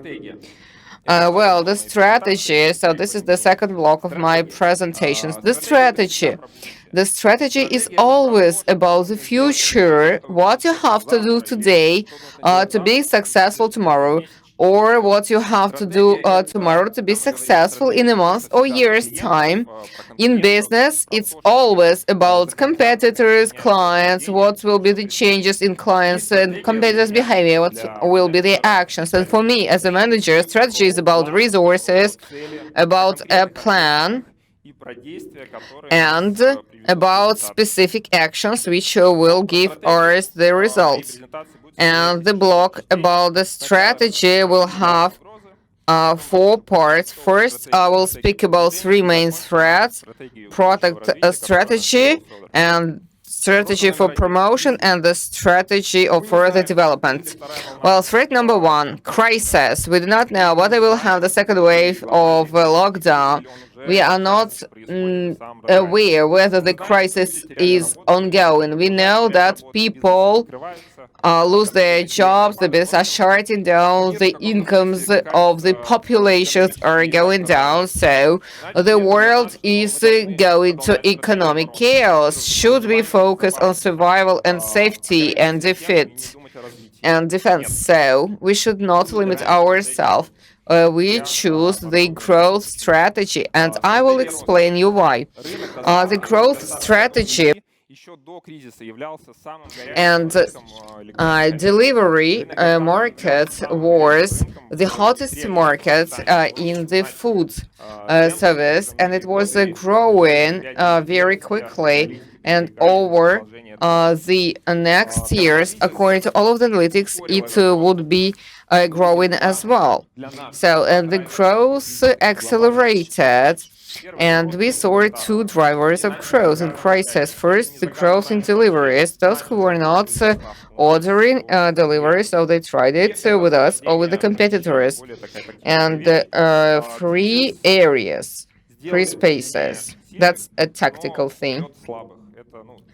The crisis will kill those who are weak. We understand that our competitors will be shutting down, and we can take those areas for flagship pizza restaurants and for the growth as well. what we need to do to utilize both drivers. If we fight for each and every client and open new pizza restaurants, you know what's the number? It's about 20 deliveries. So this is the average number of deliveries or orders per client if he made the first order. If he was not disappointed for the second or third time, then he would continue ordering. And so this client makes 7 orders in the restaurant and 30 online. And this number will grow. And this is the number of orders after low quality and low service. And we did not solve the problem. To change one delivery company for the other, that's not a difficult thing to do. And LTV of the client should be an important indicator here. So this is the revenue that is generated by this client over his life with the company. So we need to retain the clients that we have. We are already a big company in Russia, and many tried ours, and we need to increase the frequency of current clients, and we need to focus on retaining them. That should be the focus of our product strategy and pizza restaurants. And of course, as to opening new pizza restaurants, it's about our partners. You want to conquer new markets and open new pizza houses. What we do as MC, we will improve 2 formats this year, which is Dodo Express and pizza restaurant in the central kids store, and we will refurbish our pizza restaurants. They will resemble Taganka, so this is anti-crisis pizza restaurant. It's 2 times cheaper, and we see the potential to open over 300 Express 2.0. So in the shopping malls, which comply with our terms. We are not going to just sell this format in a special way. We'll just open several pizza restaurants, and our partners will also use it. And the second thing, it's not just an improvement of the concept, but that's a new experimental format. And we had a bet whether we should announce that or not in MC. It was not very clear, but I'm going to announce that we are launching this autumn by a corporate retail team, a pizza restaurant near Prostyuzny metro station with a square area of 80 square meters. With a good design, that's not an economy concept, and with a 30 square meter kitchen. So this pizza restaurant will have lots of innovations. Frequent deliveries, cut vegetables. We will not use the fridge equipment, cooling equipment, the fridge and cooling chambers. And we'll use innovative furniture, so that's an ongoing process, and we will see whether it works out. So, and I know it will. And then our partners will open more, and here the deliveries will have investment agreements, and our partners will be opening quicker stores, improving our coverage. Well, over the next 3 years, we see a double growth for our business. And further, just to mention that we have a limit of growth. In Russia, it is going to happen, but not tomorrow. We see huge potential for growth. And this twofold increase will be linked to opening of new pizza restaurants. Now we are delivering only to 70 million citizens of Russia, and our model can work on 100 million population and increase of revenue by increasing LTV of our clients. The first threat is no threat to ours. That's our opportunity. Yes, maybe You heard that phrase many times, threat is an opportunity, but for us that is true due to the reasons that I've covered. That's an opportunity not only to ours, and the second threat and our biggest competitor are aggregators. Some of our partners on whose markets the aggregators are not operating, they say, no, we have other competitors. Now I'll try to explain and convince you why aggregators are really the most serious competitors. While we are watching them, they have experience, resources, and technologies. These are successful consumer companies which are ready to invest into the market to work with less profit. They already have technological advantages. Big companies, they have big IT departments, they can make huge investment. There is another reason which is more important in terms of the market. That's the roadmap of consumer preferences. Let us take a step back. Why Dodo Pizza became successful? Prices, speed, or service level, taste, and choice. These are 5 factors which are important for customers for delivery, and they are also applicable to restaurants, but in a different proportion. So we have the local competitors that satisfy the needs, and then we joined. So it was speed, 60 minutes, quick service, and the taste. Though our prices were higher, we are not selling burgers or sushi. The consumers saw high level. That's why we were growing such a pace. What are the threats of aggregators? Well, potentially, the aggregates have successful advantages. They have investments into prices, the ways to manage the business, and they have lots of couriers, which gives them high speed. And then the selection in aggregators will be bigger, and only into other aspects we can be ahead of them. So this is the chart, the third proof why aggregators are a threat. So these are the results of stories in Moscow and Moscow region. We're asking people what pizza delivery services you know. If 6 months ago we were leaders, and we are still leaders now, and then you see from the slide that 13% of people speak about Delivery Club and 9 about Yandex Delivery. So it's about investment into digital, TV, and online investment. And also it's connected with the satisfaction level.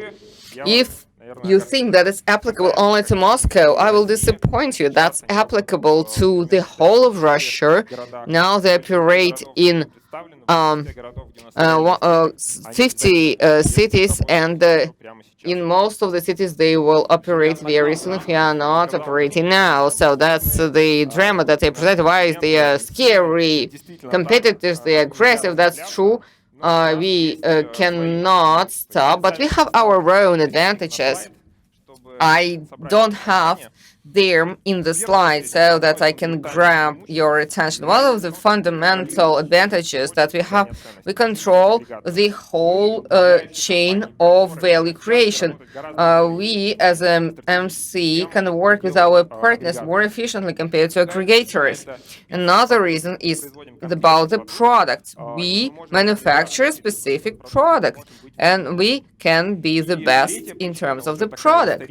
And then a historical reason, which is reason number 2, we already accumulated resources, experience, and technologies on the market. We created a team, we invested into IT, we have a mobile app, we have the website, we can fight for be number 1 in delivery. How we are going to achieve that? This is our product strategy. In terms of price and speed, we are not going to be the leader. That's not our purpose. That's not our goal. We'll stay within the market. In terms of variety, we cannot be leaders. We cannot even be the same as aggregators. We can be equal to them, but we can be leaders in terms of taste. We have everything to win. If it were not for the third threat, it's us. And that's a real threat. Some of our partners are already big. And then maybe new markets. Pizza is old. I would like to have a donor opening. We should not stop. We need to continue developing. Last week, I read a book about a great entrepreneur and a great company, Nike. You know, all of the great books about great companies, they have one fundamental principle which they share, this constant development, this hunger. And, you know, that's kind of tough how they describe there. And there is one chapter titled Develop or Die, and he was 15 years in debt investing into development and growth. It's about personal development of our teams. For us, as a management company, so Meetup is such a tool, and we are here telling you guys, we have ambitious goals, we are going to do this and that and that, and we could choose a different strategy.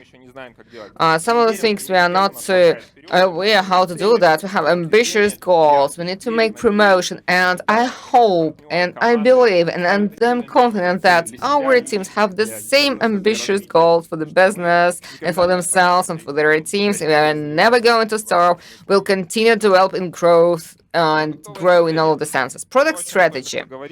So let us look at the details, how we are going to compete and with what are our specific steps.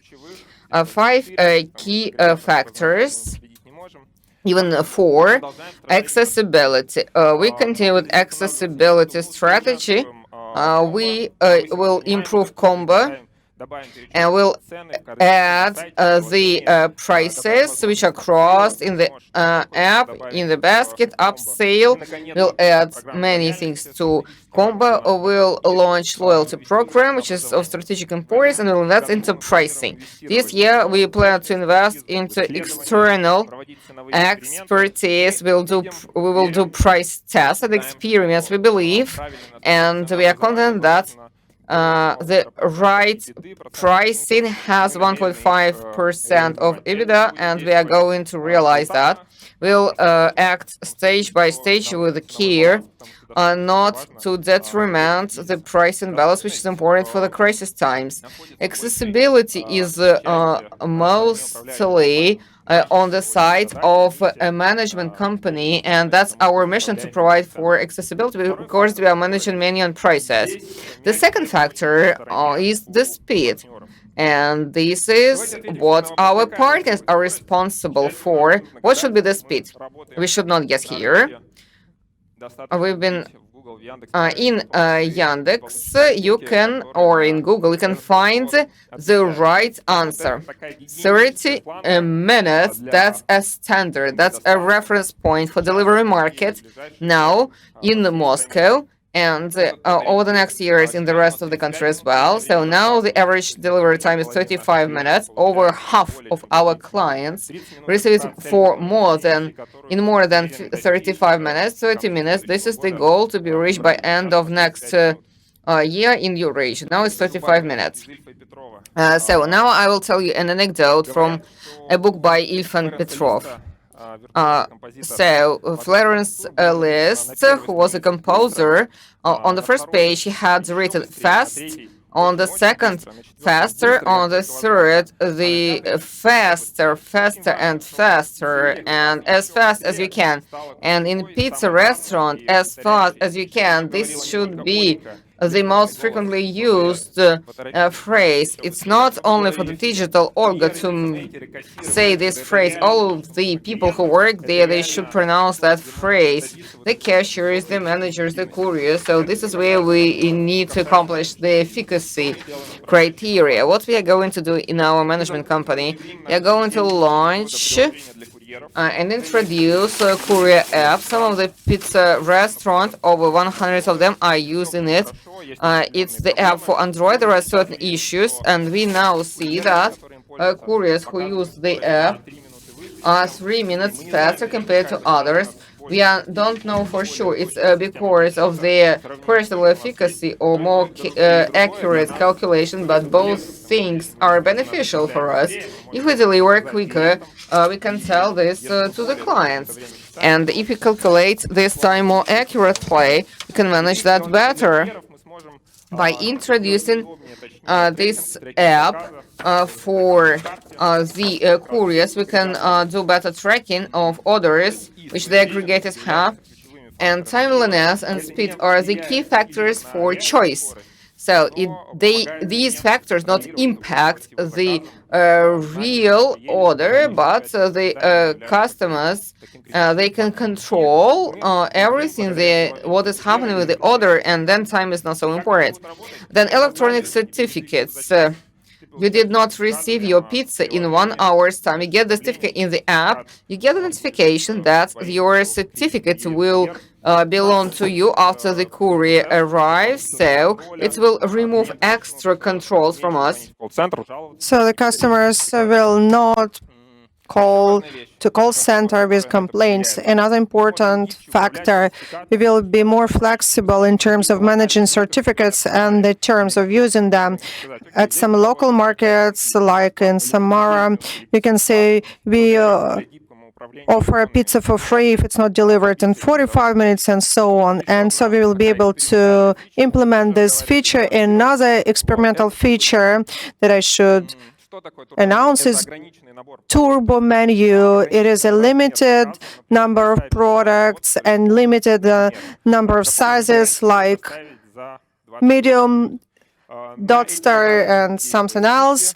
And for these orders, there will be no promos, no discounts, and customers will be willing to pay for those because for them speed matters, and we will implement this feature in fall, and I know it will be successful because I know how to do it, and then we will be able to extrapolate it across the entire network. Service is a such meaningful word. It has to do with consumer experience, with couriers, their attitude, and so on. So the most fragile service is created at restaurants, and here it's very important to be very careful.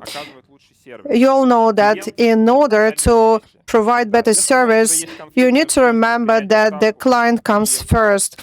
If the manager does not know what he needs to do first, to service client or to have an argument with employee or do something else, of course he needs to service the client first. This year we are going to make a revolution in our client servicing. We will launch a chat in the mobile application, so he will be able to place his claim there, and our goal will be to solve customers' problems within 10 minutes. We will centralize processing of all feedback, of all complaints, and we will provide the highest quality of complaints processing. And this will be a centralized business process, therefore it will be efficient. Ideally, there should not be too many complaints, of course. It's impossible to rule out all the complaints because it's a business of small operations. However, this year, we are going to make another revolution in our quality control, and it's one of the best in the market, as you know. So this year, we are going to replace clients' feedback with the mysterious shoppers' feedback. So it's going to be massive evaluation, collection of photos, etc., etc. First, at the initial stage, both systems are going to run at a parallel, then one will replace the other, and it will provide great feedback for all pizza restaurants. So mobile application is one of our strategic advantages because it enables to place an order, to promote our business, to support our clients, to control the quality. And we will add another feature that is tips. So this year we have run an experiment, and these are the flyers our customers would receive, and they would be happy to tip the couriers. Some would receive higher tips compared to the others, so you can conclude that some couriers work in a better and friendlier way compared to others, and that will allow some of the couriers to earn more. Talking about taste, I already have boasted by saying that we have made a breakthrough improving our taste. How were we able to do so? We were simply lucky. Joke aside, it of course has to do with our team and competencies. We have accumulated a critical level of competencies that allowed us to go one level up. This is Gleb Kotlerov. Together with his team, we have an R&D team, supply chain team, and all other workers that were able to accumulate all the competencies. We also did the client surveys, and all our promos were built on identifying our customers' preferences, and we are going to come up with more promos based on the preferences of customers, and we will base those promos on data that we receive. Here there is a lot of math going on, and of course we have great relations with our supply team, supply chain, and suppliers are willing to work with us, and they're willing to experiment with us as well by creating something nice and cool. And if some of the promos were developed earlier in a hasty way, by now we have a whole list of cool promos we are going to offer in the very near future, till the end of this year. In August, we will offer pasta pizza, and now I know that many of our competitors are going to watch us, so I will not show all pizzas. So anyway, all other promos are in secret so far. Improving the existing menu, of course, apart from the promos we are going to improve our current menu, and we are going to introduce long-awaited Alfredo sauce, and we also it's going to improve ham and cheese pizza because sometimes it feels like dry. And next in list is Dodo pizza, and this fall we will launch cheese super cheese pizza, and it is going to be a great feature because it's going to provide you with good margin.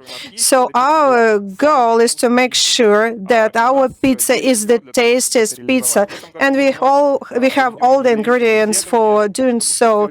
Again, this year we are going to do some surveys to make sure that we have reached our goal, and hopefully we will be able to do well and indeed offer the tastiest pizza of all in the market.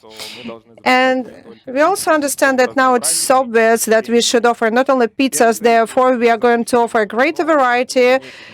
This fall we will offer a new line of desserts. It will be very helpful for our restaurants, but also will be beneficial for delivery services. We will offer hot drinks. So in spring, desserts will be launched, in fall, hot drinks, and we are also developing all kinds of snacks and dishes like soups, risotto, lasagna, but I will not certainly name them so far. So how can you have so many products within one kitchen? Even within the managing team, we are arguing a lot about it, whether we should extend the menu so much. And after all, perhaps it makes sense to offer only cereal products that are best sellers. I believe the answers should be looked for as we analyze the principles. We should offer the products, or we should offer the service the client is looking for. So our customers want to have greater variety, and those people that come repeatedly to our restaurants offer all kinds of products, because today you want to buy pizza, tomorrow you want to buy snack, and so on. So that means that they will stick with us rather than switch to our competitors. But in order not to make mistakes, we have identified a working group that is in charge of maintaining high quality of kitchen services. So the head is an employee with very extensive experience, and we believe that here he's fully in charge. So this is it regarding the strategy of promotion. And now let's look at figures. 90% of people in our demographic group from 18 to 45 years of age know Dodo pizza brand. That is what our surveys say. But let's be honest, so far we have not established brand fully, in a sense Fedor was talking about. That brand is hardwired in your mind. So we know more about our brand. We know that we are about openness, trust, uniting people, and so on. But this all is mind-boggling for ordinary client. So that's why we decided to dwell on clear positioning. First of all, Dodo pizza is the tastiest pizza. That's what the final user should know. Dodo pizza is the tastiest pizza, and this is what we're going to see in the customer's mind. Dodo pizza is the brand that I trust. This is a more complex territory. Of course, you cannot explain in simple terms why they should trust that. You should support your words with your actions, but I believe that we are good at building the trust. And as I said, yes, it is harder to talk about trust when it comes to brand. As for taste, you can talk about it in quite simple terms. So last year we started this endeavor by launching a survey, so we understood what is the taste driver. Interestingly enough, if you ask an individual what the tasted pizza was for you, many do not remember what kind of pizza it was, margarita or carbonara. People often think of a location or time of year, but they don't remember the brand. The key ingredients are the drivers of the test: the sauce, the dough, and the cheese. So these are the factors we used for our promo campaign, but this cannot be in the heart of our promo campaign, because there is Papa John's campaign that says better ingredients, better pizza. For us, the focus in promo campaign will be the unique tastes that we are developing and that provide very good feedback. Also, original tastes like Doster, Dodo pizza. If you may know that McDonald's has sub-brands, many know Big Mac and McNuggets. Well, we also have same things. We have Doster, Starter, we have Dodo pizza. We are going to have our unique cheese pizza, we have half of pizza, so we have original features and original tastes. This is what we are going to share with customers. We are going to develop our original food style. We have one of the best food laboratories. We are one of the best in Russia in terms of shooting the food. We have very good competencies. We are going to extend our laboratory and we are going to develop our original food style so that customers, by looking at it, will understand that it is the best.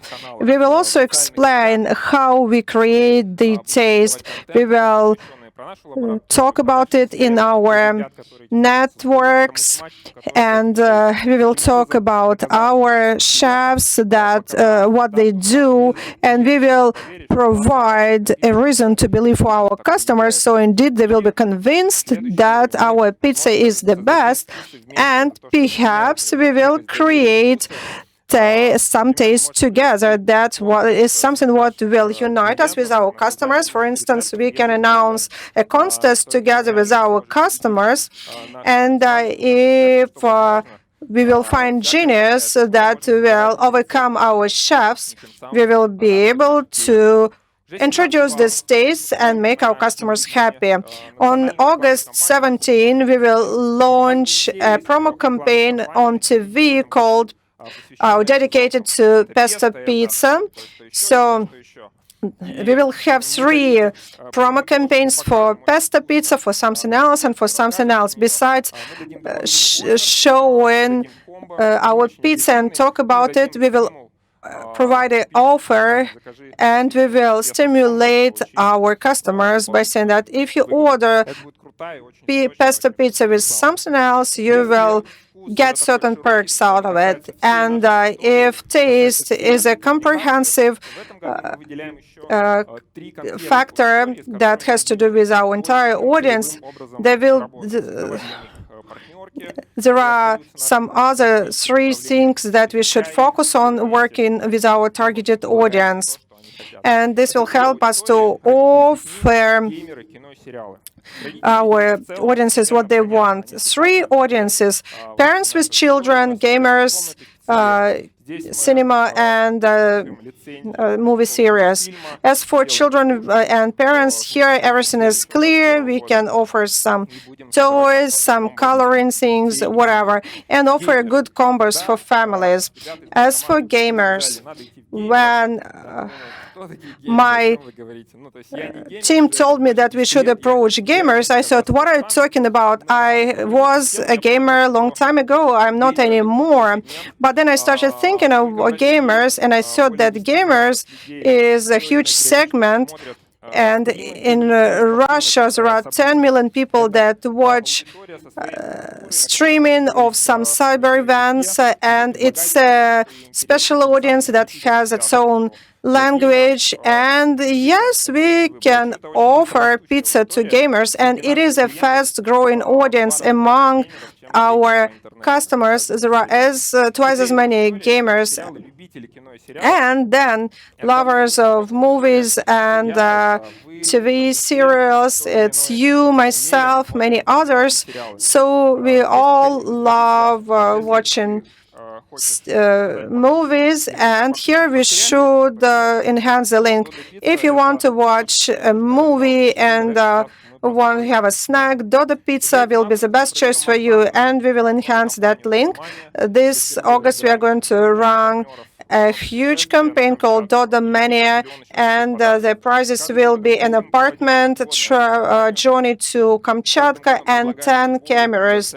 And every year we will run these promo campaigns by offering the best prizes for our customers. And in spring we will celebrate 10-year anniversary for our customers, and we will have huge promo campaign. We will engage the best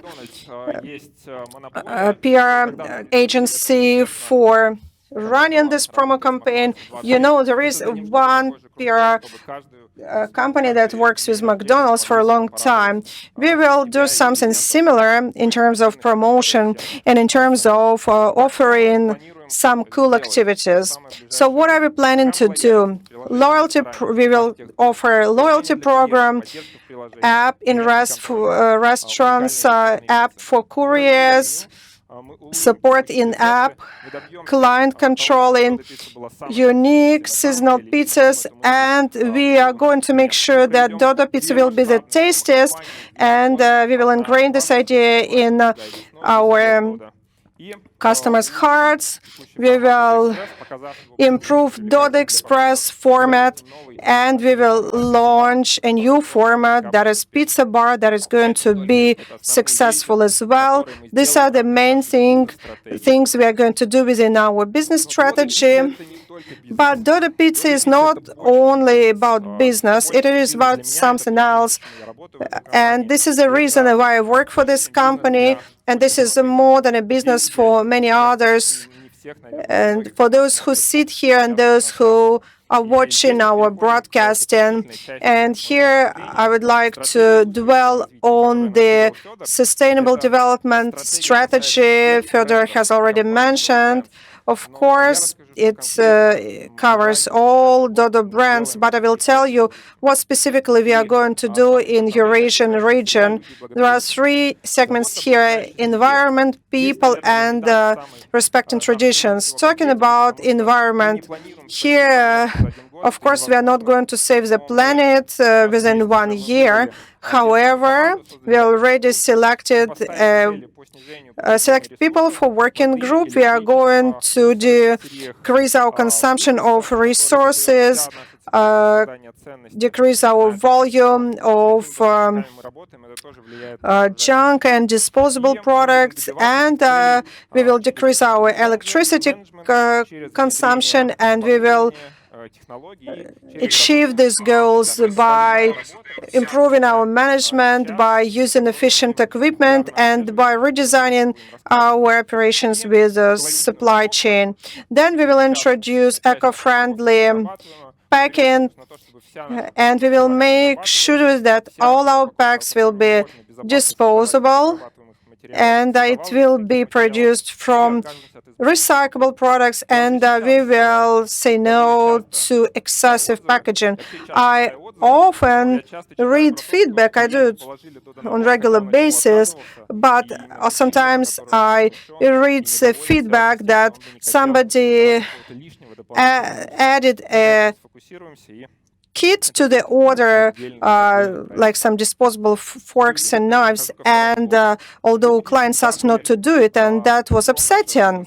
Then, talking about people, we work in retail business, and we understand that our business is about people, and it's especially important for a retail segment. We try to do a lot for our people. We are honest in our pay strategy, and our culture is very transparent. We already have 20,000 employees. The question is, can we extrapolate our culture so that when we have 2,000 employees or 2 million employees, we will have same culture? And it's better to have not only culture. We have a system which will help us to do it by ourselves. I'd like to announce that we are going to launch an open rating of Dodo employees, and we'll have the principles of open self-control and requirements and demand that we are going to have in our network. We'll do a rating based on salaries, incentive system, conditions of work, and happiness index for our pizza restaurant, and it's going to be public. Any partner will be able to look at other partners, and candidates will be able to learn the real conditions of work in pizza restaurants, and this system will make us work so that we invest into everyone. We'll continue to develop our programs of development. That sounds funny. Programs of development are being developed. And the guys were trained how to inspire the teams, how to make posts, and they were also gaining soft skills and managerial skills. And we will expand that program. And these are not only hard skills, but then we are going to cover skills of conversations and the skills which are necessary for any person, but like any employee of a Dodo pizza restaurant or any Dodo employee, whether he's in Vorkuta, Vladivostok or Lagos, has a chance to develop here, and we need to ensure we provide everything for him to accomplish that, so that Dodo should be part on his pathway in his life, which will get him to a new level. And Dodo book. So we will have a new version next year, and we'll have the stories not only about Syktyvkar and MC, and then we will collect more stories from the whole of our network, and we'll speak about our principles and tools. Charity, that's the last piece of my presentation. A little bit is left. If we understand that we are ready to do charity, how we can do that? Can we invest our own funds into charity? I mean the funds of the MC. For now not. We were not paying the dividends yet. That would not be the right and fair decision. Can we make our partners invest, force them to invest into charity, because charity should be done by your will? And we have millions of clients who trust us, who are already doing charity or investing into that, and they trust Dodo Pizza in a different way, but still they do trust us. And we realized we would like to combine our clients and the foundation. And we are not going to do charity by ourselves since the very first steps. We cannot disappoint people. We cannot do anything against the trust that they invest into us. And in charity, there are obstacles and challenges and certain competences. We decided to find a foundation and will make a bridge from our clients to this foundation, and will provide for the infrastructure so that we can help others and do charity. So we decided upon the scheme. After that, we selected the fund, and we're looking for the fund which would comply with our values, which would be professional in charity, and we found such a fund. I will turn on the video. I would like you to watch it. So, every ship which knows the sea knows how important to be the light in the dark, so that you can guide the ships. And birds need the skies, and the sun needs the beauty of the skies to make them warmer. But the lighthouse shouldn't bring the light if there is no ship. Should there be any rain if there is nothing growing on the earth? We suggest that you just do not live, but be the world, be the sense, be for somebody.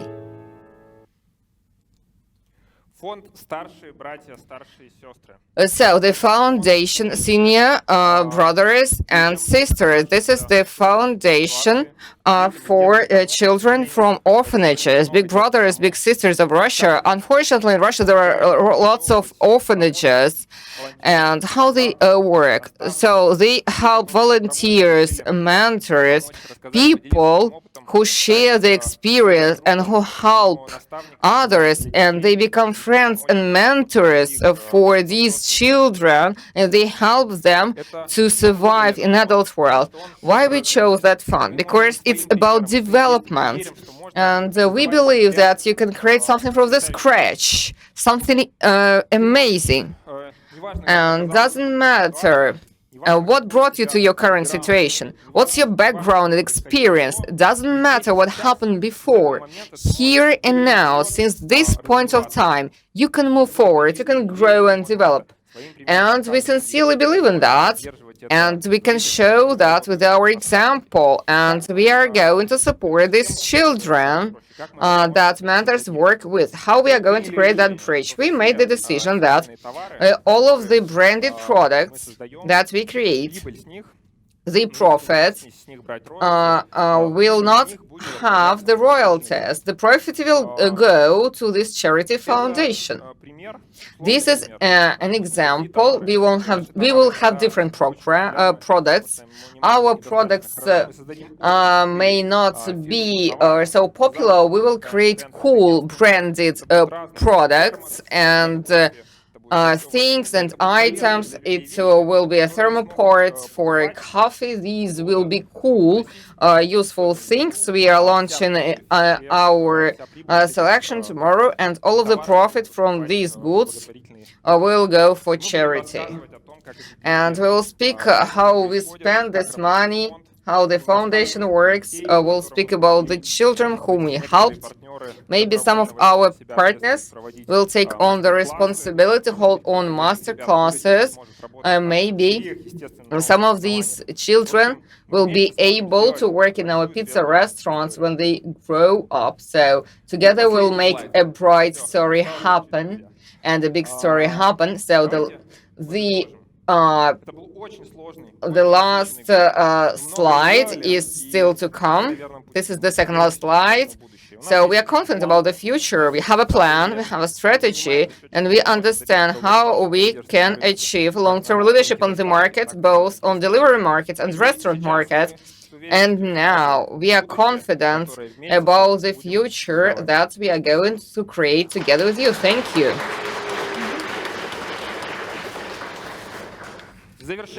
Wrapping up, we are going to have a break, and we will see you in 15 minutes, and you will hear fantastic stories from our partners, managers, so you will know how they develop, what kind of challenges they overcome, and it will be cool. We are looking forward to seeing you back. Thanks.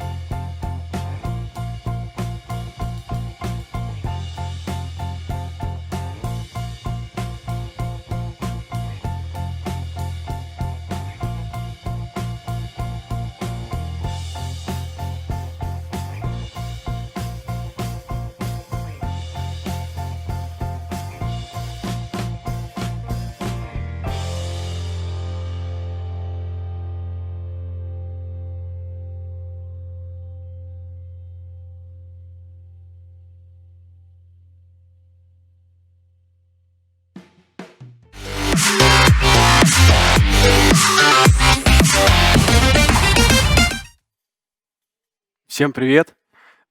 Hello, everyone. We start our second part of Online Meetup 2020. I hope that you use this 15 minutes to fresh up, to energize yourself.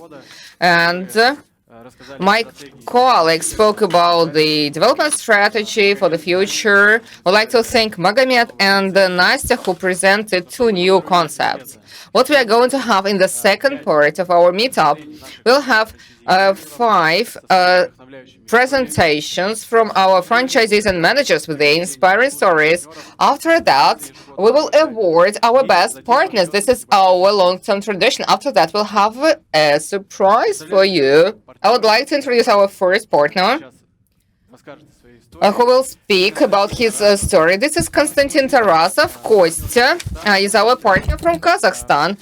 Kostya joined the company when there was no one single pizza restaurant in the country. So the first was under construction. It speaks a lot about this person. He was ready to enter a new country where the brand was not known at all. It was not even known in Russia at the times. And Konstantin is the person with whom it's very comfortable to interact. And when I just watched his story and heard it, and it seemed like everything was so good, the revenue is fine, the team is developing, and the service level is high. Unfortunately, Konstantin could not come personally because of coronavirus. The borders are closed. Please welcome Konstantin Tarasov.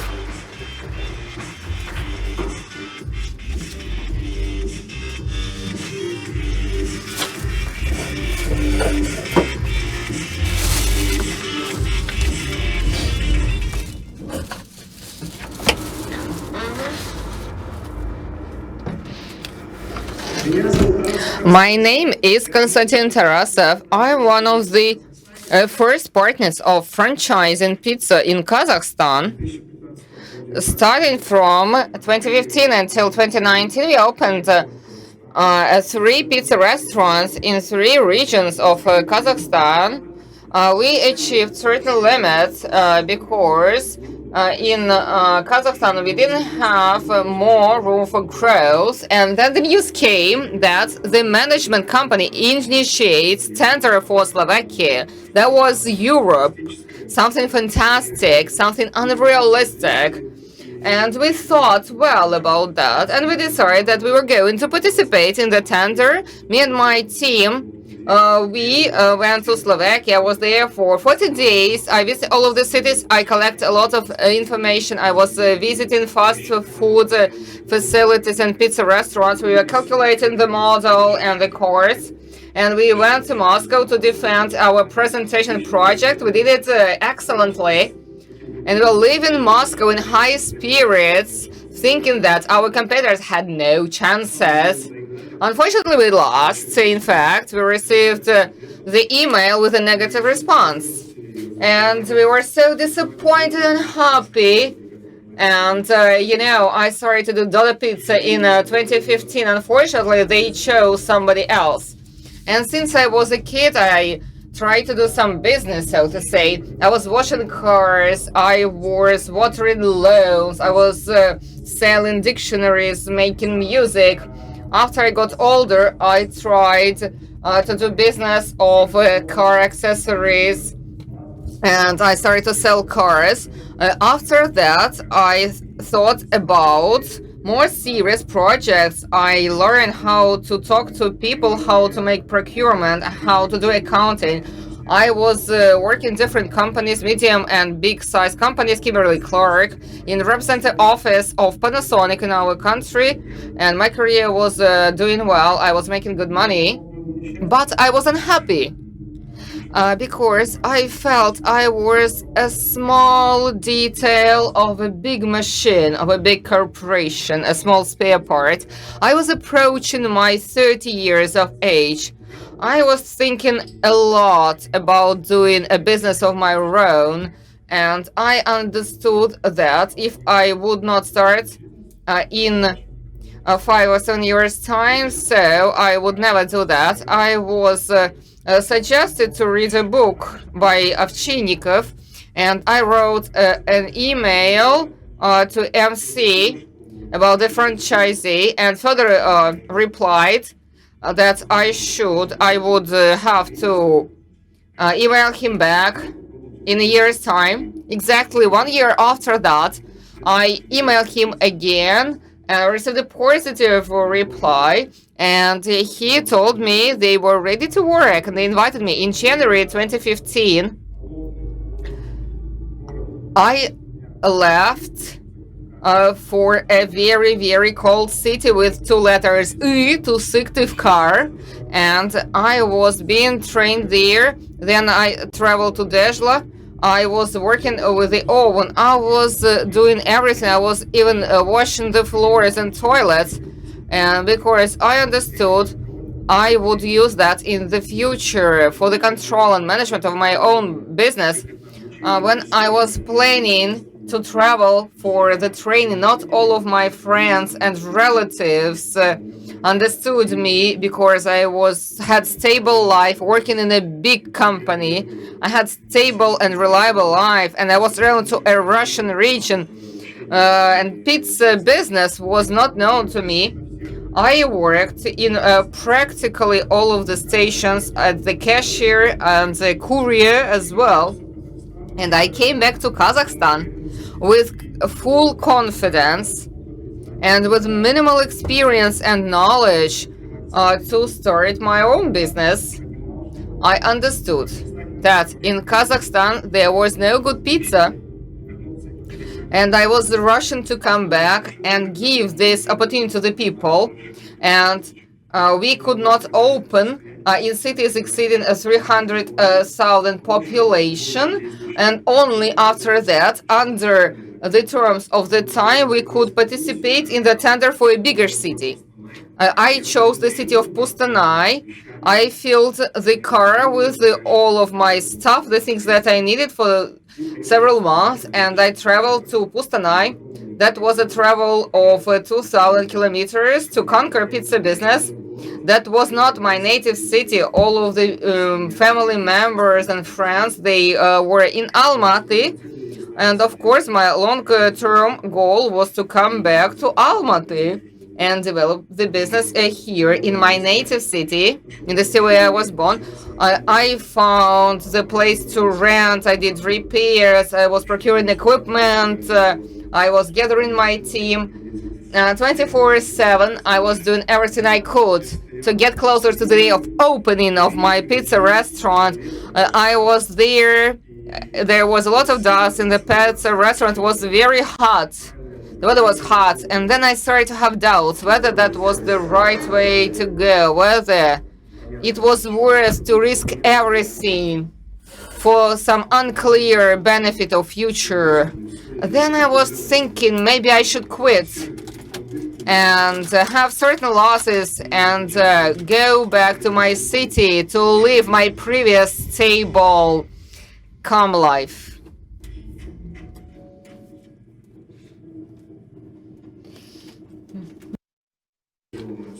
But my spouse, my wife, she has always supported me. And I told her that's not just a pizza restaurant, that's a philosophy, that's a culture, that is the model which would be successful, I told her. And she believed in me, and she believed in the business, and she was the co-investor for the first pizza restaurant. We collected all of our funds, and we invested everything, and then my family also joined me. I have a great team in my pizza restaurant. Most of my employees, they are still with me.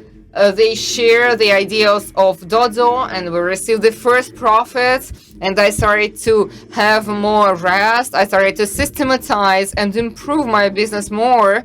In this way, I started to think about other pizza restaurants and going back to Almaty. I had a big goal to expand my business.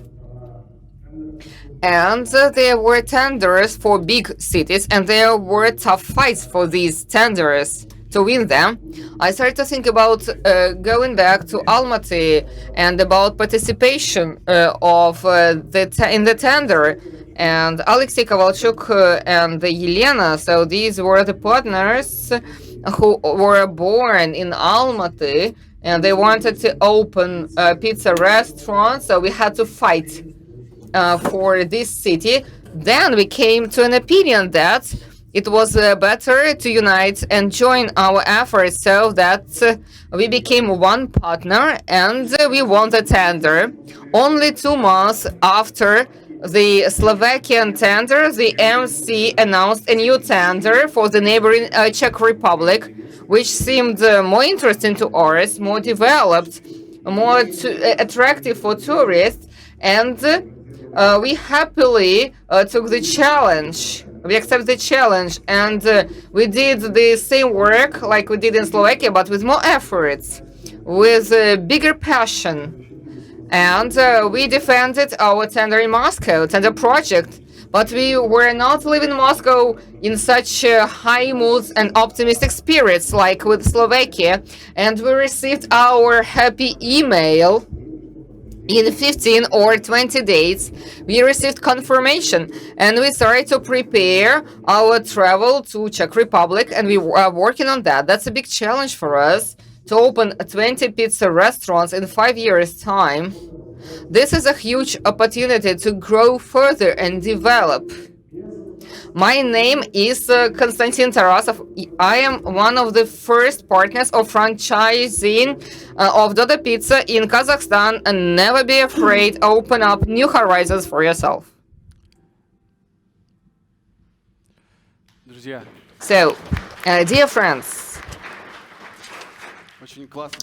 that is a cool video. I would like to thank Konstantin.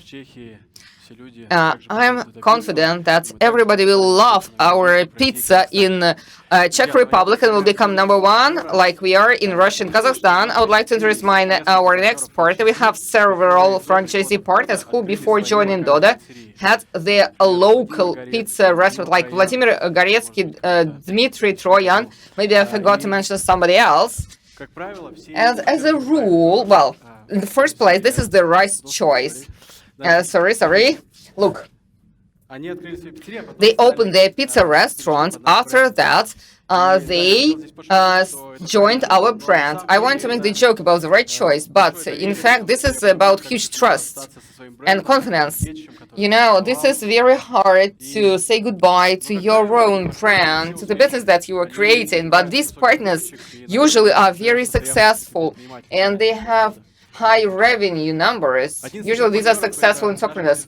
And the star from Stavropol, this is Artur Mirakyan. He's a star because in a small city of Nevinnomyssk, with a population exceeding 100,000 people, the average income in the city is not different from other Russian cities. In this town, his revenue amounted to 4-5 million rubles. I'd like to ask Arthur, how do you do that? How do you accomplish that? That's serious. That's a big accomplishment. Now we learned that our star from Stavropol region, Artur Mirakyan.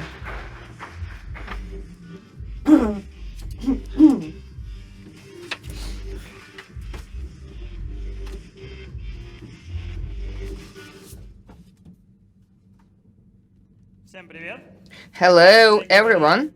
As I've mentioned, will I be given the clicker? Thank you. Our magic clicker. Hello, everyone. Like Andrei said, I opened a pizza restaurant under my own brand. Then I joined Dodo Pizza brand. I will explain why I did that and what was the outcome. Many partners started their way together with Dodo. After reading that blog, I was no exception. When I started at school back in 2011, I saw that blog, and Fedor was doing that blog of Fedor for 5 years. I read it in 2 days. You just need to read business blogs, and you will become a cool business guy. I would like to make my presentation in the format of Instagram blog. So, by 20 years of age, I lost all of my money with an agency to organize romantic meetings. And of course, there are very few romantic people in this small city, and there are less people who are ready to pay for dates. So that's why I went bankrupt with that project. So this is what I organized. After that, I had the project on the rent of a cafe in the suburbs of the city near a cemetery. So at some point of time, so there were criminals chasing me and they wanted to get money out of me. They didn't understand anything about the business, and they could not understand that in this cafe there was not enough money even for me only. And then after the blog, I went to St. Petersburg. I did train at Papa John's, and then I would come back to my city and open a pizza restaurant. I was not impressed by Papa John's, though it was a cool experience. Then I started to look at Dodo Pizza. I traveled to Ulyanovsk and did the training. And I wanted to buy the franchise, and I had to use credits. And franchise costs quite a lot compared to opening a new brand. I took a credit of 3.5 million and opened the Jerry Pizza restaurant. All of my thoughts and ideas were so positive, and I just read Fedor's blog. He opened 27 pizza restaurants in very few years, and then I realized I could do 10. It was not so good because we could hardly cover for the credit costs, and only in 3 years' time we could just have some money for the next project. And then the most exciting things started to happen. Pyatigorsk is very close. This is a tourist destination with big population. That was a cool city to start a next project. I thought of opening Jerry Pizza there, but I understood Jerry didn't have a system that was only about enthusiasm. If I travel there to open Jerry Pizza in Pyatigorsk, then in Nevinnomyssk I will lose in terms of quality and revenue and profit, of course. And then there was an information that it was booked for Dodo Pizza by somebody, and then this person quitted. And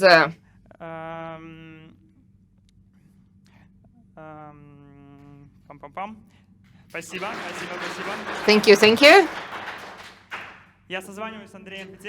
Then I called Andrei Petelin. I explained him the situation. I told him that I had an operating pizza restaurant, that I wanted to open Dodo Pizza in Pyatigorsk, and he told me no problem, but then we need to change your pizza restaurant. Can you imagine my pizza restaurant? It took me so many pains to open. It was profitable finally, and all of the city loves that pizza restaurant. I had to change it for a Dodo brand, and I had to analyze how many advantages I will get from Dodo Pizza, how many headaches I will forget about, starting from season products and quality control.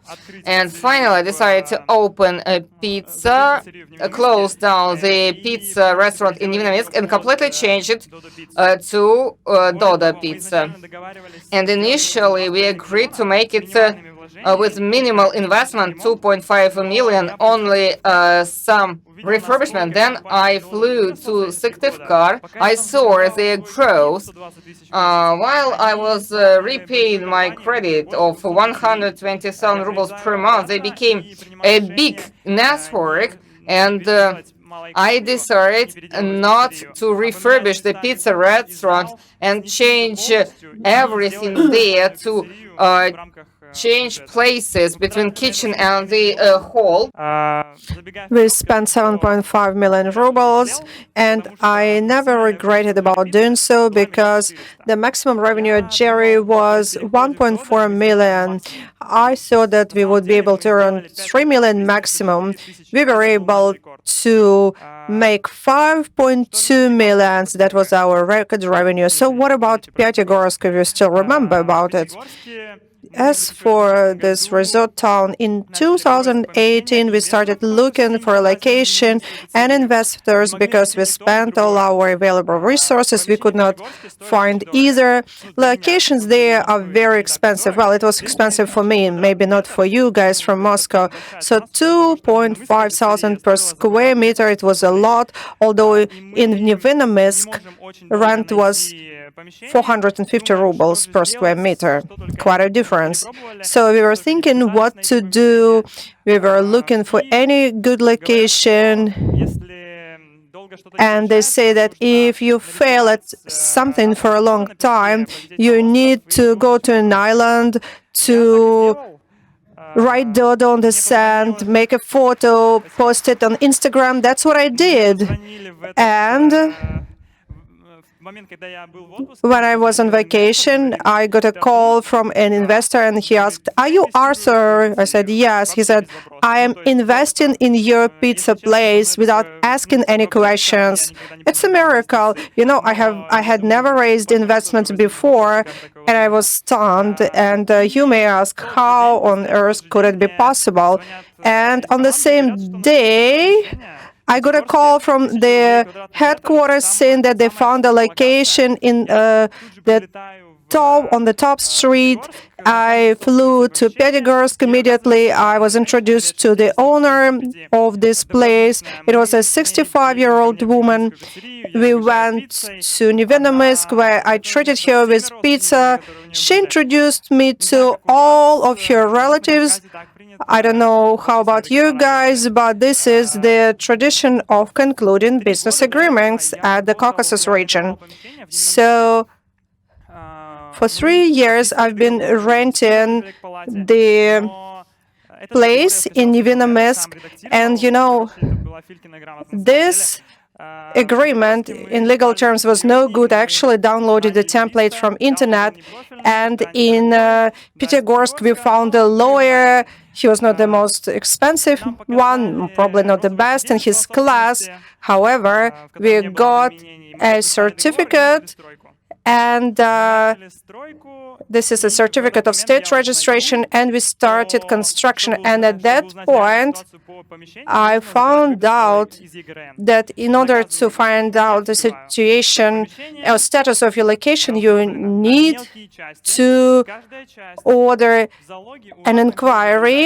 And that's what I did, and I found out that this location was split into small parts, and there were lots of lawsuits against some of these parts. And my mistake cost me 3 million rubles, and I was so sad. And I thought, I read so many blogs of famous business savvy, and still I could not avoid mistakes. Well, in 2019, January, there was available location in the another resort city, Mineralnye Vody, where we were able to open a restaurant.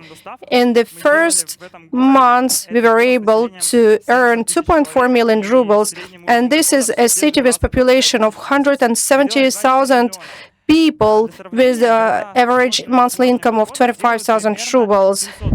And typically this revenue is for larger towns with population of 700,000 rubles. But we made it in that small place. How about Pyatigorsk? We were holding negotiations with the owner, so she would settle all her legal disputes, but it did not work out. We found another top location, painted in pink. That's my favorite color and favorite size, 250 square meters. It took us half a year to sign an agreement on renting the space. We hired the best lawyer. We paid him lots of money, but we wanted to avoid any mistakes. In April 2020, the lockdown started, and I looked at my bank account, and I saw the decline in revenue, and I could see that my money was flying away, and I thought, what was going on?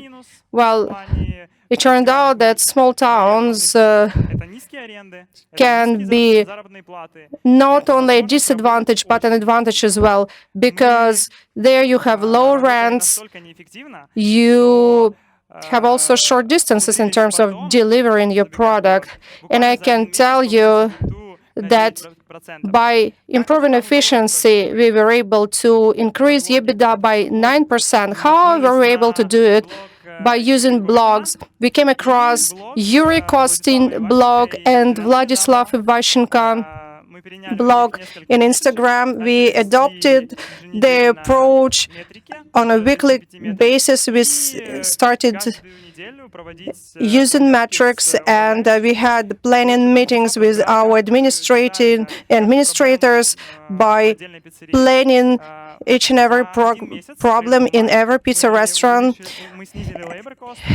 Within 1 month, we were able to decrease labor cost, unit cost, and as I said, we have increased EBITDA within 1 month by 9%. Quite an achievement. How about Pyatigorsk? Finally, we were able to finish our construction and repair works. It happened in April 2020, but then we could not get gas supply. We waited for 3 months, and a week ago, finally, the gas pipe was extended to this restaurant, and finally, it is up and running. And in August, we are planning to reach 8 million rubles of turnover. And how will we do it? I will explain it in my Instagram account. So, all in all, I started my business by reading Fedor's blog. Then we also started reading blogs of Peter's partners. We became more systemic in our approach. We became more efficient, and we improved the business by starting our own blog. That made it easier to attract people, to attract investments. As you develop your content plan, you start analyzing what's going on in your business, and you identify some weak points and gaps. Of course, you don't want to talk about bad things, you want to talk about achievements only. That's why you are always motivated to work hard. So, guys, create your blogs and give me the link, and I will be eager to read those. Thank you very much for your attention. Arthur, thank you so much. Cool story. We wrote down your planned turnover equal to 8 million rubles. We'll check it next year. So I agree with you that Dodo has a great culture, and you can benefit from experience of other partners that we openly share. It's a great open strategy. And don't forget writing Dodo logo on the sand, stand at the beach. Okay. Another successful case of a Dodo partner. We are in an operational business associated with many challenges. There is a huge number of orders. There can be some conflicts with customers. Your team may let you down. People may drop out. And some people may feel discouraged by that, while others will know that challenges can be overcome. They get mobilized, they inspire people around them, and they continue growing. I'd like to give the floor to territorial manager in Moscow, Sholpan Chinibayeva. Please welcome.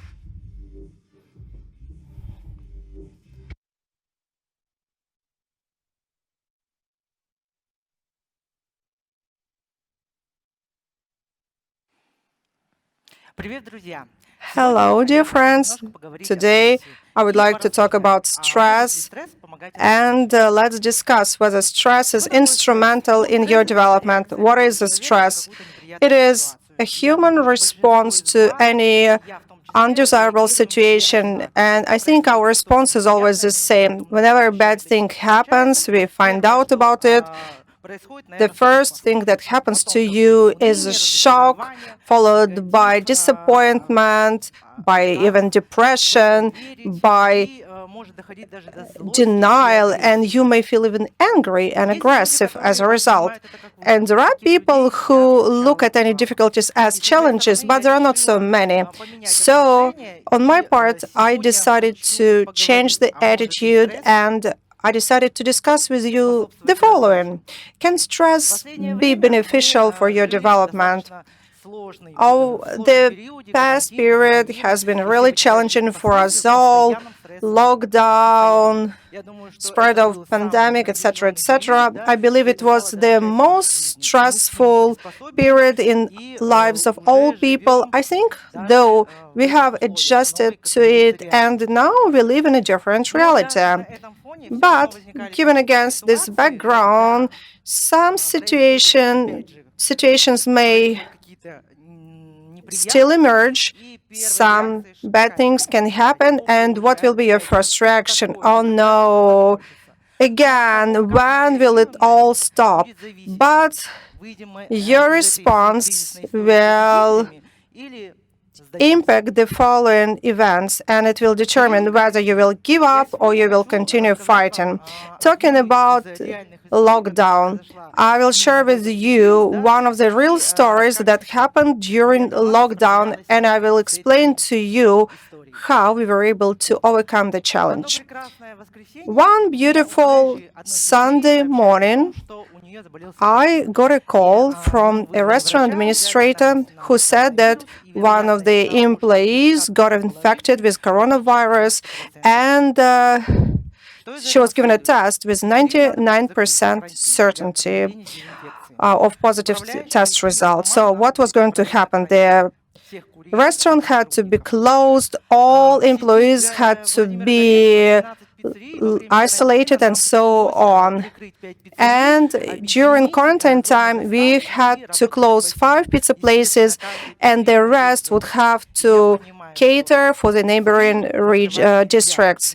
And I understood we cannot close pizza restaurant, we will lose our customers, we will lose orders, and we will lose revenue. And that was the most successful pizza restaurant. So what was the outcome? We had to move from one pizza place to the other. The question is, how can we do it? We have no employees. How can you do it in one day, in 24 hours?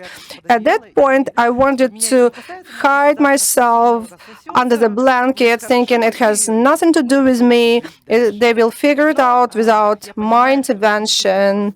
So I understood, of course, that was wishful thinking, and we had to start acting immediately and think what we had to do in order to support this moving initiative. So I found an administrator, 2 managers, and I informed them about the task, and they looked at me in disbelief, thinking, how on earth is it possible? Where would you start? How can we build a team? How can you open without a team? It's a stress, it's a shock altogether. At that point, I think it is very important to feel self-confident, feel responsible, and also try to maintain your common sense and also think positively, believing in success. But it is challenging. So where would you find all these qualities? Well, I think it should be based on your previous experience. Typically, we have lots of young and positive employees, but with quite little experience. Well, I had this experience I could share. Where did I gain it? I'll tell you where. And I will tell you what had happened to me over the past 2 years. 2 years ago, I came to Moscow to take a contract job. When the contract was over, I thought that I wanted to stay in Moscow and see what I can do. It's a challenge. I have 20-year experience. Most of it is related to the food service industry, and I thought I will find a job with no problem. I will rent a flat, it will be all beautiful. No go, because you cannot find a job without having an experience of working in Moscow. I was turned down, I could not rent a flat. There were so many obstacles and challenges. I felt desperate. I even cried. But I understood that tears would not help me. But my perseverance paid back, and sometime later I was invited to work for the network of Vladimir Goritsky. And I was informed that previously training was offered for 3 months period, but now they cut it down for 1 month. And I will be the first one in that experience. But I thought I had experience, I'm cool, I will do well. But it was difficult, lots of information, huge workload. I was not able to absorb all these innovations. On one hand, it's all similar, but at the same time difficult from what I had experienced before. I was stressed, I was crying, but I did not give up, and I was certified on time.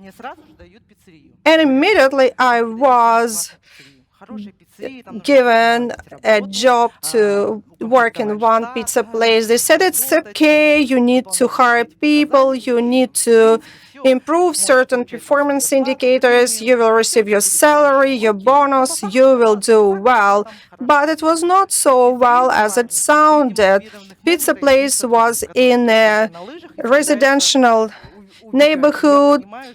We were understaffed. One of the employees was ready to leave, but I started working. I was trying to retain those guys that still were there, and I hired new ones. We started going forward step by step, and we had some progress, and it looked better in 2 months' time. But then the regional manager told me, you know, Sholpan, there is a new pizza place in the center with walk-in couriers. It's a new format for us. You need to streamline operations there. I said, wait a second. I started working 2 months ago here. Let me stay here for a while. No, it's not going to be fun for you here. Go and work for another pizza restaurant. Okay, I joined that new place. Although it was stressful, I still had to figure out how to manage automobile-based couriers. Now I have to work with those on food. But it was a great place. All guys had high potential, but I still had to figure out how to work all IT technology. I said, which button should I push? Should I do this or that? And my subordinates would ask me, don't you really know that? I said, no, I don't. And sometimes I would play a trick on them saying, you know, I just would like to check your knowledge. But, you know, at the same time, I did not afraid to look silly. I was ready to learn, and it motivated my subordinates. They respected me. I respected them as well. And I decided to enhance their experience. We had lots of discussions. They asked lots of questions. I would share my experience. I would direct them. I would support them. Then I started engage them in some of the operations. I taught them how to interview candidates, where to focus, and I delegated some responsibilities, especially responsibility relating to hiring new ones. And you know, the attitude of those guys has changed. When they were in charge of hiring, they were more interested. They thought, if I hired that guy, I should be in charge of him or her. I should teach him. I need to do my best to retain them. So I can tell you that my pizza place has the highest index in turnover personnel, best one. And when I came there, the turnover was 3 million. When I left, the turnover was over 4 million. We had high standards. We had a very good retention rate. Everybody was happy. Everybody gave good bonuses as well as myself, because we have great performance. And I thought it was a good time to rest on laurels and plan my quiet future. No go. Then again, I was approached by the regional manager who says, we have 2 poorly performing restaurants in the middle of nowhere in Moscow. You need to streamline operations there. I said, okay, I need to help them and I need to make them happy as well. Again, it took me 3 months to make up a team, streamline operations, improve some of the performance indicators. We were able to gain high quality standards. And 3 months later, I was offered with a post of regional manager. And that is when the quarantine started. So let's get back to the situation that happened on Sunday. We have to move in 24 hours. And I had one a manager and 2 people who worked there, and then the rest of the employees. So a big network is a big advantages, and we collected a team from different pizza restaurants. So we have candidates, interns, pizza makers, cashiers. And after that, at night, we had to do transportation, close down the pizza restaurant for quarantine, for the lockdown, and open a new one. In the morning, I received a message from regional manager, and she asking me whether we're open. It took us only a night to make the movement, and we had the problem with the couriers. And whatever big the network is, couriers is the weak point. We had to hire people, those who were just responding to our calls, and we opened the vacancy of a courier. And we were training everyone, speaking about their duties. We were telling them that was temporary work for 10 days.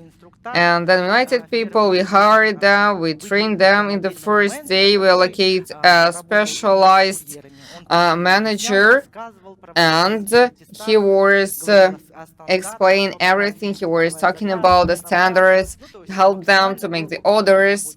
So he was engaged fully into the work of the courier.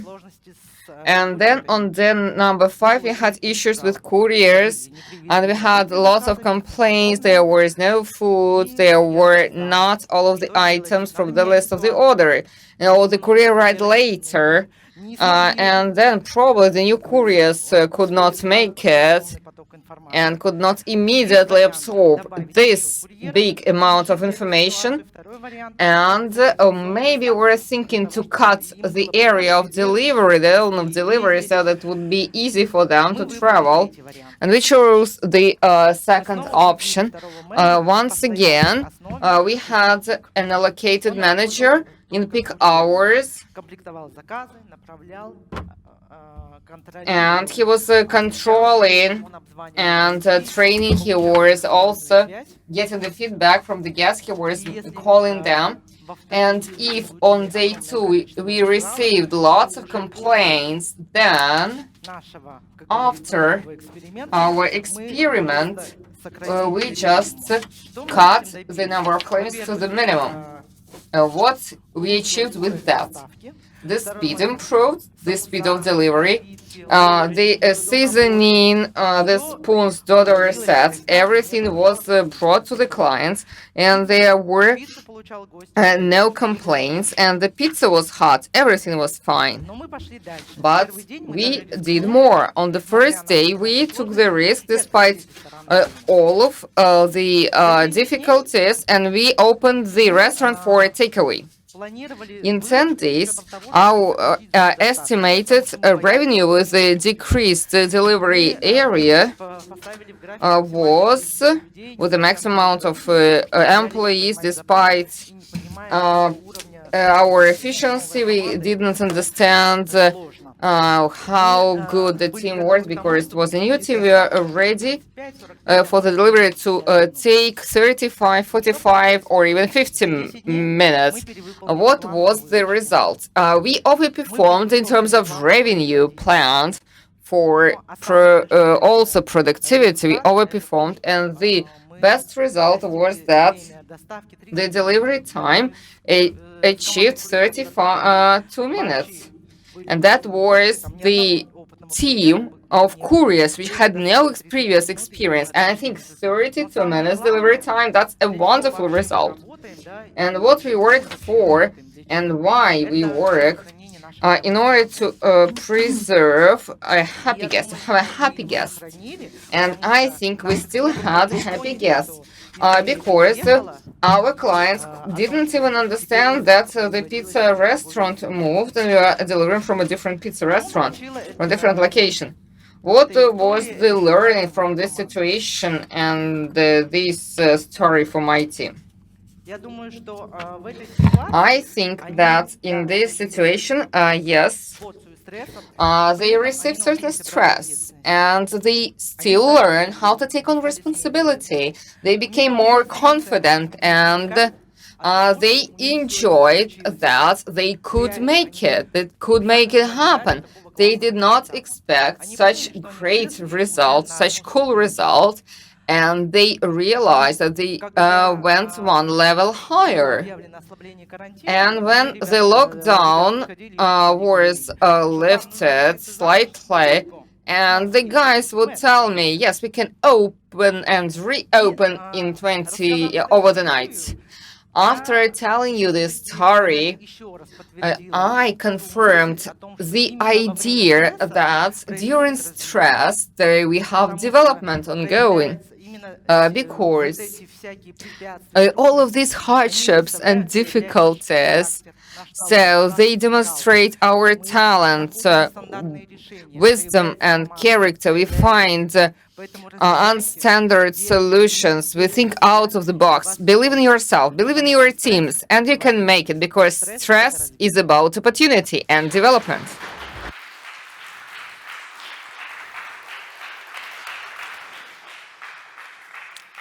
Sholpan, спасибо большое. Sholpan, thank you so much. There is a way out of the situations where there is no out, and you were a bit stressed before. That was a great presentation. That was a new stress for me. You did it so well. Thank you. Dear friends, I'd like to introduce our next speaker. In our pizza restaurants, we have lots of girls working who are managers and off-shift managers and administrators and cashiers. And one of important girls that we have, this is our partner franchisee. She opened her pizza restaurant in Dubna, and she exceeded 3 million revenue, and then she opened in Stupino another small pizza restaurant with the same cool result.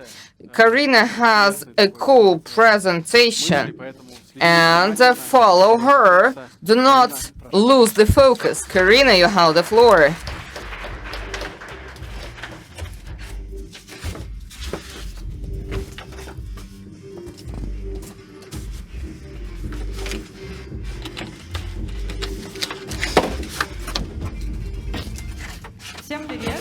Hello, everyone. The purpose of my presentation is not to explain you something, but to tell you certain stories, I will tell you several stories. And Vasily will help me. He's 20 years old. He started the university to become a programmer. He lives with his parents. And Vasily has a dream. He's dreaming of an iPhone to make cool videos in TikTok. And Vasily's thinking about the money. My parents will never give me that as a present. And Vasily is aware with his 20 years of age, he needs to work. He goes online, he enters Contacti and Headhunter to find something appropriate. And he remembers an ad in his university. There was something about a new pizza restaurant in the city that they need new employees with flexible schedule with 30K salary. Vasya was okay with that. And he called to get the interview, and he conquered HR specialist with his energy and wit. Though he faces certain hardships and difficulties. He needs 2 or 3 weeks of internship, then he needs the medical record book, and he needs to buy new clothes to change. I studied at the university another 2-3 weeks of studies, and then money that I need to spend on this medical record book. I better go to work at a cafe of a friend, Losha. So, Vasya, he needs to enter Dodo. This is option number 2. Vasya number 2. There is clean kitchen. They take care about their clients, and that's available for Vasily. Vasya starts to work after a while, and they call him Vasya Terminator after the day of pizza, and he buys his desired iPhone. He starts to date pizza maker Yelena. Vasya loves his job because he gets a stable salary and his favorite colleagues. And then he needs to fight against couriers. That's an adventure.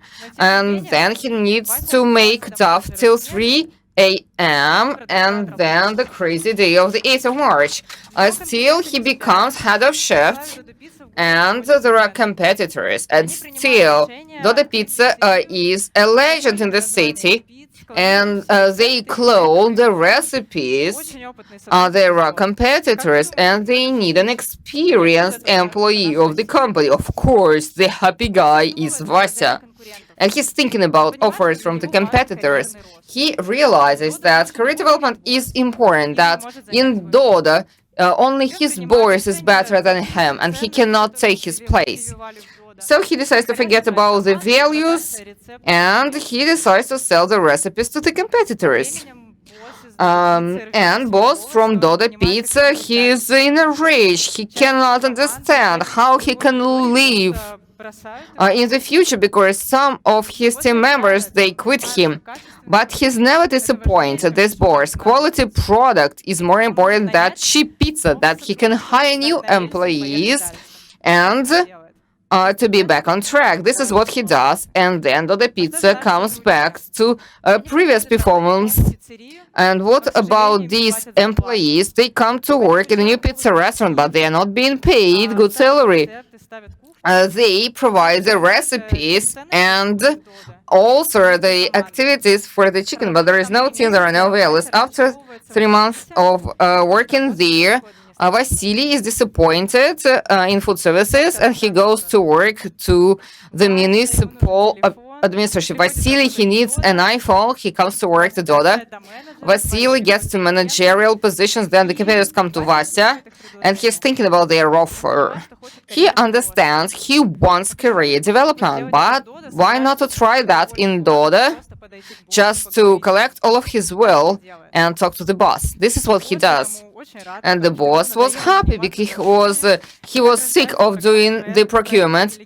This is how project delegation was born in pizza restaurant, and Vasya starts to do procurement. He's an important guy in the city, and he's the one to decide whether people will have pizza in Dubna today or not. And then boss is to have a very long travel. He has a dedicated employee, Vasya. He knows how to make procurement, how to do inventory, and he decides to make an administrator out of him. And then they finish the delegation program. All of the managers receive extra skills and extra duties, those who want to develop. Vasily, as administrator, faced such problems as equipment breaking down, then there were issues with the roof, and then the fridges were off for 2 days. But nevertheless, he continues to love his job, and he has motivation. He's motivated by the salary, and this salary depends on in such indicators as write-offs and productivity. And of course, that would be great to get his incentive, his bonus in a month's time, because Yelena has a birthday coming soon. That would be great to make her a wonderful gift.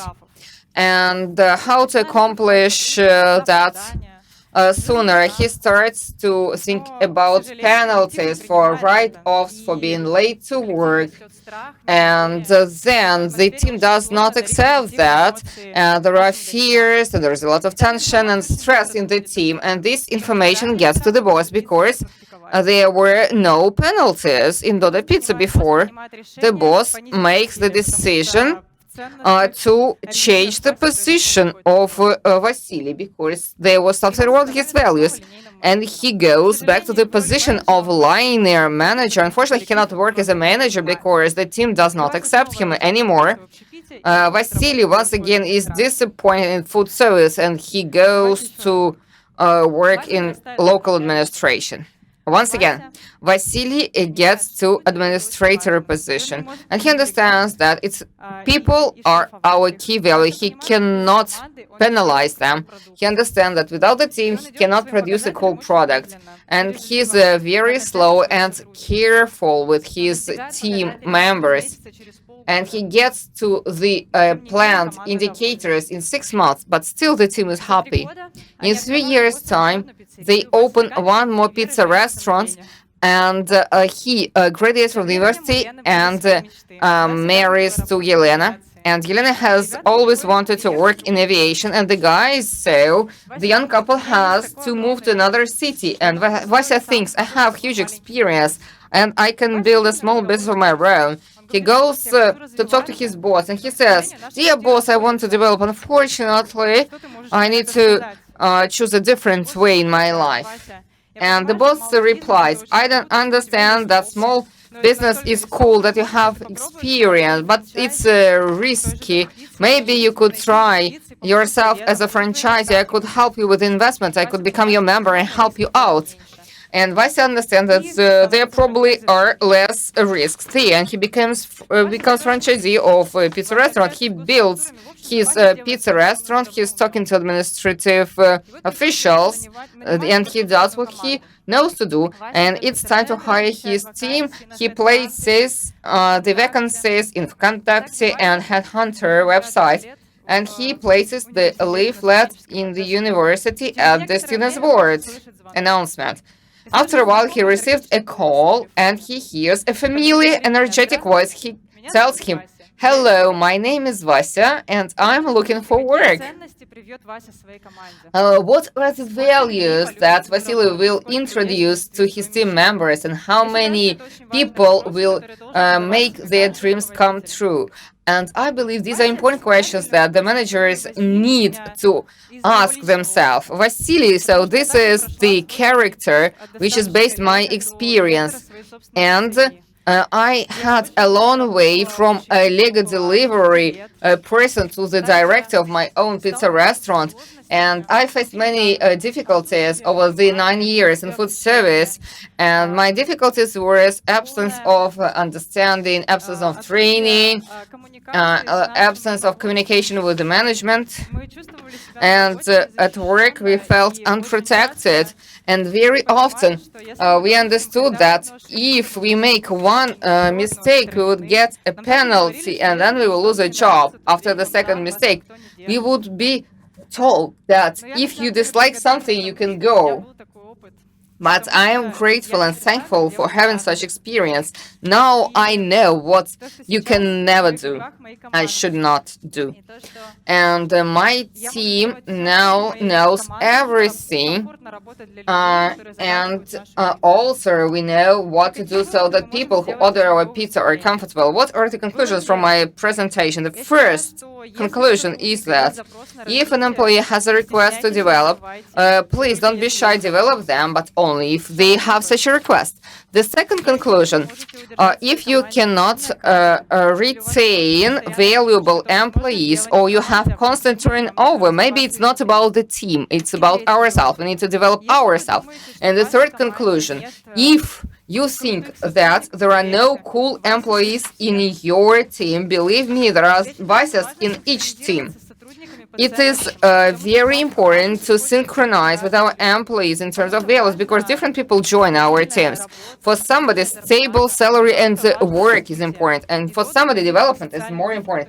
And for them, Dodo is a social lift up for them, and we need to hear all of them, to all of these different people. And I hope in your pizza restaurant you will have these vices who will create their own teams one fine day.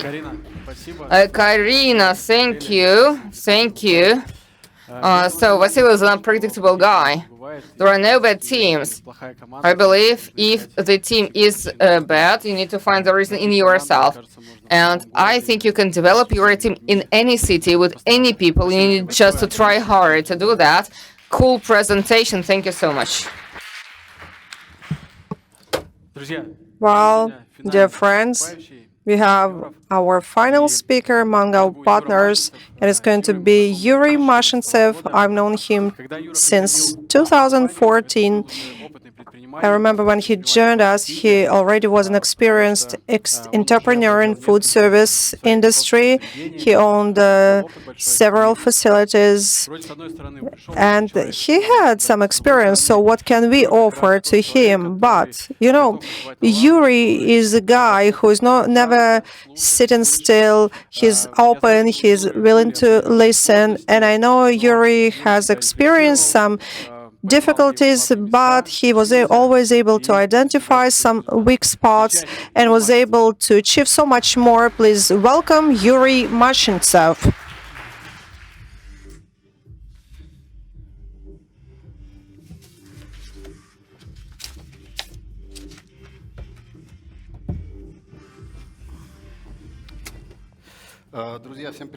Hello everyone. I hope you have not fallen asleep yet. My presentation is going to be as long as 15 minutes, and I hope I will be able to cheer you up if necessary. Well, many of you, I'm sure, have seen a great movie, Beautiful Mind, featuring Russell Crowe, but not many of you know that it is a true story about Johnny Nash, who received Nobel Prize in 1994 for an economic law that sounds as follows: cooperation is better than competition. It's a deep thought, and today, by sharing my story, my evolution, I will demonstrate that and explain why cooperation is better than competition. And I will use some sport terms. Here you see UFC fighter, tough guy, and I always wanted to look like these fighters who fight on their own. And you also can see a team approach who has joint strategy, works together, and always achieves great results. So, talking about my experience, I had 8 years in food service, I had several cafes, and I ran across Fedor's book. I was inspired by it, and it sounded innovative and great. And I remember a year and a half after I read it, I joined Dodo. Why? Because I had fears and doubts, because I was not sure what this franchising was about, what was so cool about this faraway town of Syktyvkar, where do I find great employees. And I remember Stas, one of the first guys to open restaurants, invited me to his place. And by the way, by that time, I lived in the city of Volgograd, and there was a great football team that already had won 44 cups, and I understood that there I could not open another Dodo place because already there was a partner, and I went to Moscow region, a town of Pushkino, and there I started fighting with the managing company. The first fight started at Syktyvkar during roundtable discussion, and there the level of writing-nose was 10%. I had never had such a level, and they said it's not a trick, but you understand what I felt. It's very difficult to put up with, and I thought that these great guys with enthusiasm know so much and achieved so much more than myself. Let's see what's going on here. Round 2, talking about my design, I opened my first Dodo restaurant. I have developed great posters, great pictures for the restaurants. The managing company does not approve of them. They say, no go, you can use our posters with robots, and they said those robots looked better than our pictures. While we felt upset, they still did not allow us to use my posters. Round 3, I went to a nearby supermarket to find that chicken fillet there was sold at a price cheaper than the price of our supplier for chicken fillet.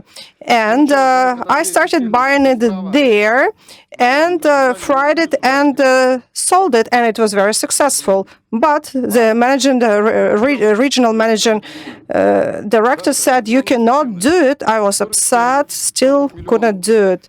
Then round 4, lots of price gaps, lack of turnover, lots of problems. If my friends from nearby town had not helped me, I would have never survived. But the most interesting story was about the cheese, when we were able to buy cheese from the same producer, but from different supplier. And Ilya Zomba, with wordings I would not relate to you, said that you cannot do it. Bashir Zhakhov, who I am cooperating with right now, would visit my pizza restaurant close to a closing hour to check whether I did not buy cheese on the side any longer. No, it was not pleasant, guys. But I had to overcome other challenges. So we started our fight with the merchant company. We started fighting somewhere else. Location number 1, my traffic 50 people per hour. Location 2, 100 people per hour. Location 3, 10 people per hour. And I took it off the top of my head. And this restaurant was located in the middle of nowhere with lots of garages around, near highway. And there was some terrible poster, and here we had 250 square meters, and I even wanted to rent half of the space. But remembering about chicken and cheese, I did not dare. And by the way, by using this opportunity, I'd like to ask the following question: why all our achievements are being voiced while we don't have another contest for champion of bad locations. Why did I choose such terrible locations? Because I thought I was cool and marketing will help me, but marketing did not help me. I still wanted to have a breakthrough. I did not have any money. I took 3 million rubles from investor and I spent them within 4 months. Let me make a pause here and think, what kind of results did I come up with? Zero, zero, zero. There was nothing to boast about. We had billboards, promoters, leaflets, text messaging. What else did we come up with? Nothing was going on, and then I felt really, really upset because we had bad revenue, still some disagreements with the managing company, lots of cashier gaps. I hired 50% of my personnel, some managers, and even pizza makers. I had to change the approach. The previous one did not work, obviously. So if I don't know what to do, I start another training, and I took an entrepreneurship course at Skolkovo Business School, and the most frequent question I asked from those around me sounded as follows: why do you need a franchising? It is an inefficient business model. It's not about real business. You can do it. You're great. And certainly it exerts pressure on your self-esteem. You think about your previous experience. It has an impact on your decision-making process, on your self-identification. But thanks to business school, they always enhanced partnership because they said that, yes, globalization speeds up the pace of change, and they explained to me that partnership is a link where all participants together create unique value. And now I will explain to you why it works. Look, guys, today, in order to build a great big project, you need to be a leader and an expert. 2 in 1. You need to be like a god. You need to be able to develop strategy and planning. You need to have a vision 10 years ahead. You need to be a guru of management. You need to be able to create turquoise companies. You need to be able to understand whether marketing works well or not. You need to be a financial expert. If you don't foresee 10% of writing off, you will fail. You need to be really good. You need to understand in production. In order to deliver hot product, you need to break supply chain. You need to attract investments, look for resources, and that's what you should be able to do. It's challenging. Today, business and food service can live for 3-4 years maximum. Then you need to redesign them. Think of transnational companies you know well, national aggregators. They can afford to be loss-making for 10 years for their future perspective. So the question for us, how are we going to survive? And it's not a trivial question. And my answer, we can do it by partnering with each other. What do you need to do here? You need to have a common goal, and it's not mind-boggling. We are talking about specific point where you are going all together with your team. So it's very specific again. Values. And it's not an abstract sentence. Your values are your communication filters. To be clear, I will give you an example. At a certain point of time, me and my wife asked ourselves, what is respect? For me, respect is gratitude. For her, respect is a lack of criticizing. And if we do not synchronize this process, you would always experience conflicts. Same about business, same about partners, same about your relations with employees. employees. So it is a very tangible thing. Additional competences, this is something what we have seen at the previous scheme. If Dodo as a brand develops, scales up its business, and I, as a franchisee, provide impeccable service, speed of delivery, tasty hot product. It's a great scheme, and it's very compatible. Two components are competitors, and you don't need to reinvent the wheel. What is a Dodo today? The first goal is clear. We need to open Dodo pizza place on Mars. Elon Musk will travel there by that time. Openness, I think it is there. Each franchisee has 8 tattoos related to that. Yes, we are open and transparent and integral. Additional competencies. For me, it is obvious that Dodo today develops its ecosystem where we can develop new formats and experiments with engagement of franchisees. This year we had webinars and seminars with franchisees, for franchisees. There is a council of partners that is also very important. We are flexible in terms of using federal advertising. There are lots of projects for supply chain, and there are lots of great IT solutions that are implemented on a regular basis. Guys, franchisee is about entrepreneurship. Have no doubt. I also would like to thank my team. They certainly were instrumental in achieving the results we have today. And by the way, great news, marketing works. Thank you, Max. And as for location with zero traffic, today there we have a turnover of 4 million rubles. We have great production metrics, and I would like to thank Alevtina, Yekaterina, Andrei, and to Sergis. And we are developing a partnership internally, and we have 2 open vacancies for partners. And to confirm all of the above said, I would like to mention 2 facts. And recently, with one of my partners, we visited a federal network of coffee shops, and when they learn we are from Dodo, they are asking how you are doing. And they asked me, Yura, how many pizza restaurants you have? 5, I say.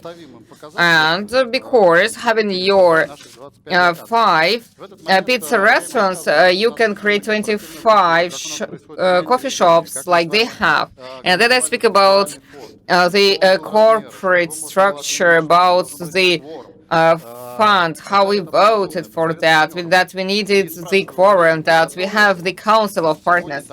And then I asked them, are you ready to do the same today? And they said, no, we are not ready to do that, and at least with the franchisee. And I understand that we are about partnership and cooperation, and our colleagues are about the directive management style. And when people were asking me, what for do you need the franchise? Many people say that that was a fake. And I see those people buying franchises and moving forward. For me, that's a signal and a sign that we are on the right track, on the right way. And I would like to wish a strong partnership, great crowds, and wonderful football. Thank you.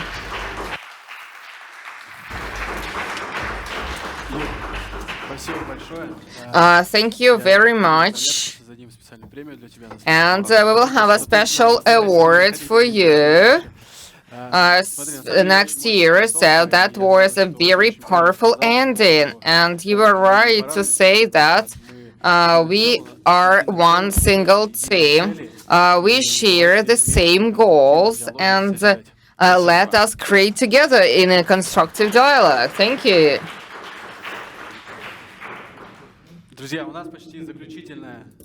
And that's almost the final part of our meetup.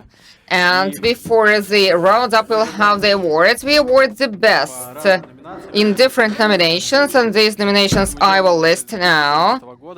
So I've been here since 2014. I will start with our partners, and who provided big prizes for our partners, Delovaya Rus, together with Metro. It's not only a supplier of equipment, but also these are the guys who have the manufacturing base and they find new solutions for our business together with the managers. Unitex, this is our suppliers of thermoplan coffee machines.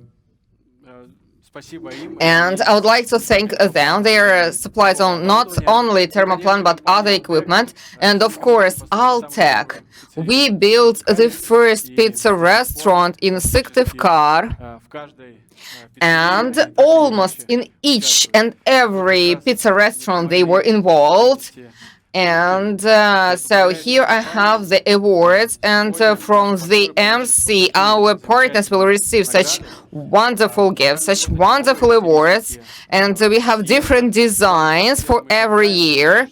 After the meetup, you will be able to place them in somewhere in the pizza restaurant. So, dear friends, the first nomination, the happiest team.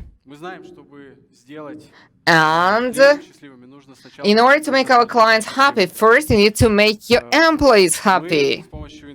And with the help of IT system, we do a monthly questionnaire and survey of our employees whether they feel comfortable or not. And based on the results, we make a happiness index that we publish every month, and our partners see that. And this is the way to get feedback from the employees. And the happiest teams, we know who they are, and also we combine two indicators of happiness and efficacy and productivity. You need to stay both productive and happy. So the first winner in this nomination is, please welcome, Lobny One partner is Mikhail Rykov, and the administrator is Irina Kuznetsova. And I've never seen Mikhail without a smile. I think that's the secret of happiness of his employees. And the next winner in this nomination is St. Petersburg. The partner is Yuri Kostin, and the administrator is Dmitry Bechkala. You remember that Yuri Kostin has his own blog, follow him, and Yuri is here in the audience. Please join me at the stage. So, well done, thank you so much.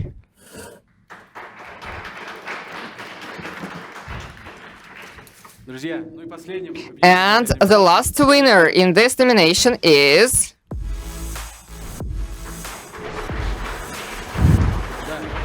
Yes, guys, look, a new Urengoy. You know, what is interesting here is the revenue in pizza restaurant exceeds 10 million rubles. It means that these guys have huge peaks on Friday evening, on Saturday. I think, you know, there's something crazy going on in the kitchen, and that's really stressful for the teams. Still, we are the happiest one. I think that's double achievement.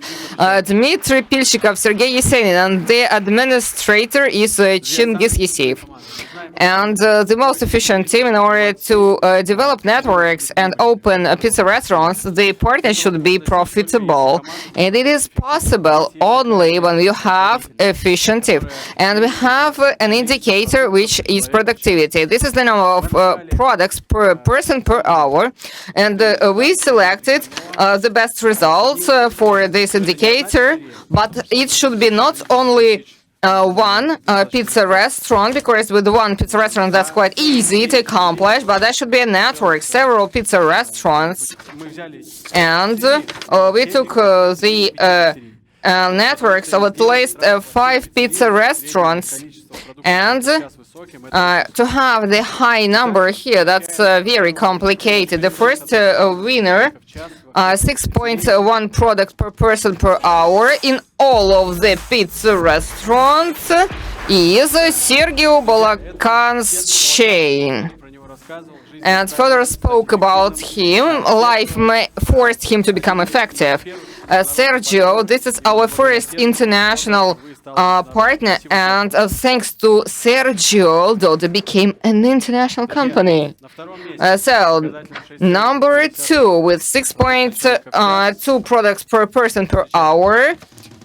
Here, please welcome the network of Octavian Nizamov and Vladislav Ivashchenko. Last year, they received the Marketing Award. And you know that they are professional in marketing, and this year they proved they are experts not only in marketing, they are here. Please join me at the stage. So, well done. Cool, guys. Thank you.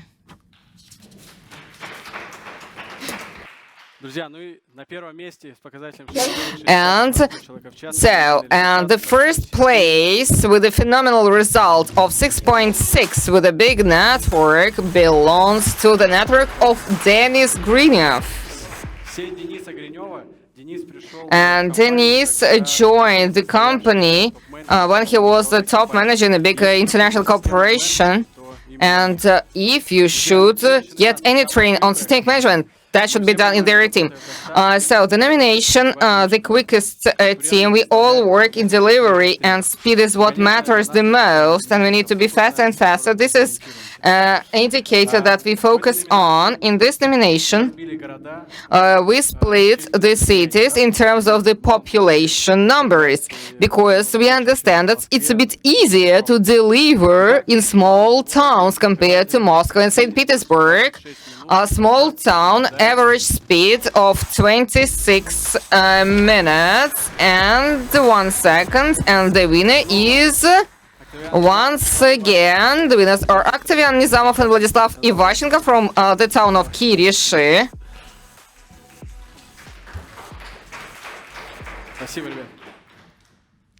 Guys, thank you so much.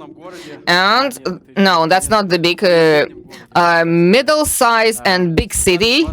With 23 minutes, the winner is the city of Kirov and Pavel Sokolov and his administrator Alexnitsarov. Great result. And St. Petersburg and Moscow. Great result. 21 minutes and a half. Unbelievable, incredible. And the winner is... So we have two winners. Viktor and Yekaterina Tsukanov. Moscow 7-1. Incredible result, guys. Nothing to add here. So, the happiest clients. Dodo was being created to make clients happy. This is our main mission, and we spoke about that a lot today. And this is the metrics that we try to measure through the mobile app. The clients, they leave feedback about their orders, and this is the way to learn what people think about that. In this metric, we have denomination for different types of cities, and we understand that there are more expectations, demands, and competition in big cities, and the values may vary, and the results may vary, but all of the winners are at the same level, more or less. A high customer rating, almost ideal, almost 5. In a small city, the winner is Evgeny Novokreshenov from Kuvandyk. So, many of you may not know this town, but it still exists with happy clients. So, in the middle size and big cities, almost with the same result, the winner is Alexander Mikhin from the town of Serpukhov. And he bought an operating pizza restaurant. He joined recently, but he's growing quite efficiently and quickly. Thank you, Alexander. And Moscow and St. Petersburg, almost 4.9, sorry. And here, the winners, once again, are Viktor and Ekaterina Tsukanov. I think here the conclusion is evident. Fast delivery and highest ratings for hot and quick pizza. And the final nomination, the quickest growth in our network. And this nomination existed in a different format since the very beginning of our awards. We used to award the partners with the biggest chains, with the biggest networks. And you know who would be the winner if we would have it in the same format, of course. That would be Yuri and Dmitry Troyan. These brothers have 44 pizza restaurants at present. But we changed that nomination recently. We award our partners for the highest growth, but we also take into account the pizza restaurants which were acquired by the partner, plus 8 pizza restaurants. So, place number 3. Let's applaud to Dmitry Sotir and Gennady Matveyets. So, guys opened their first restaurant in Tver with great revenue, and then they opened in Kaliningrad and in St. Peter, Moscow. Plus 9 pizza restaurants. The partner... No. First, let us look at the numbers and the photo. Vadim Tkachuk from Belarus, sure. And look, he's been with us for 2 years only. And in the first year, he participated in this nomination. That year, last year, he opened 10 pizza restaurants. Now he opened 9 pizza restaurants, but 19 pizza restaurants in 2 first years. That's great. And the first place, plus 12 pizza restaurants. Let's welcome the winner. Yes.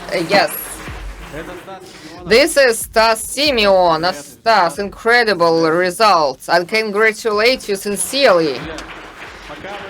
So, dear friends, while you're watching for the watching our meetup, Stas may be buying out your pizza restaurant.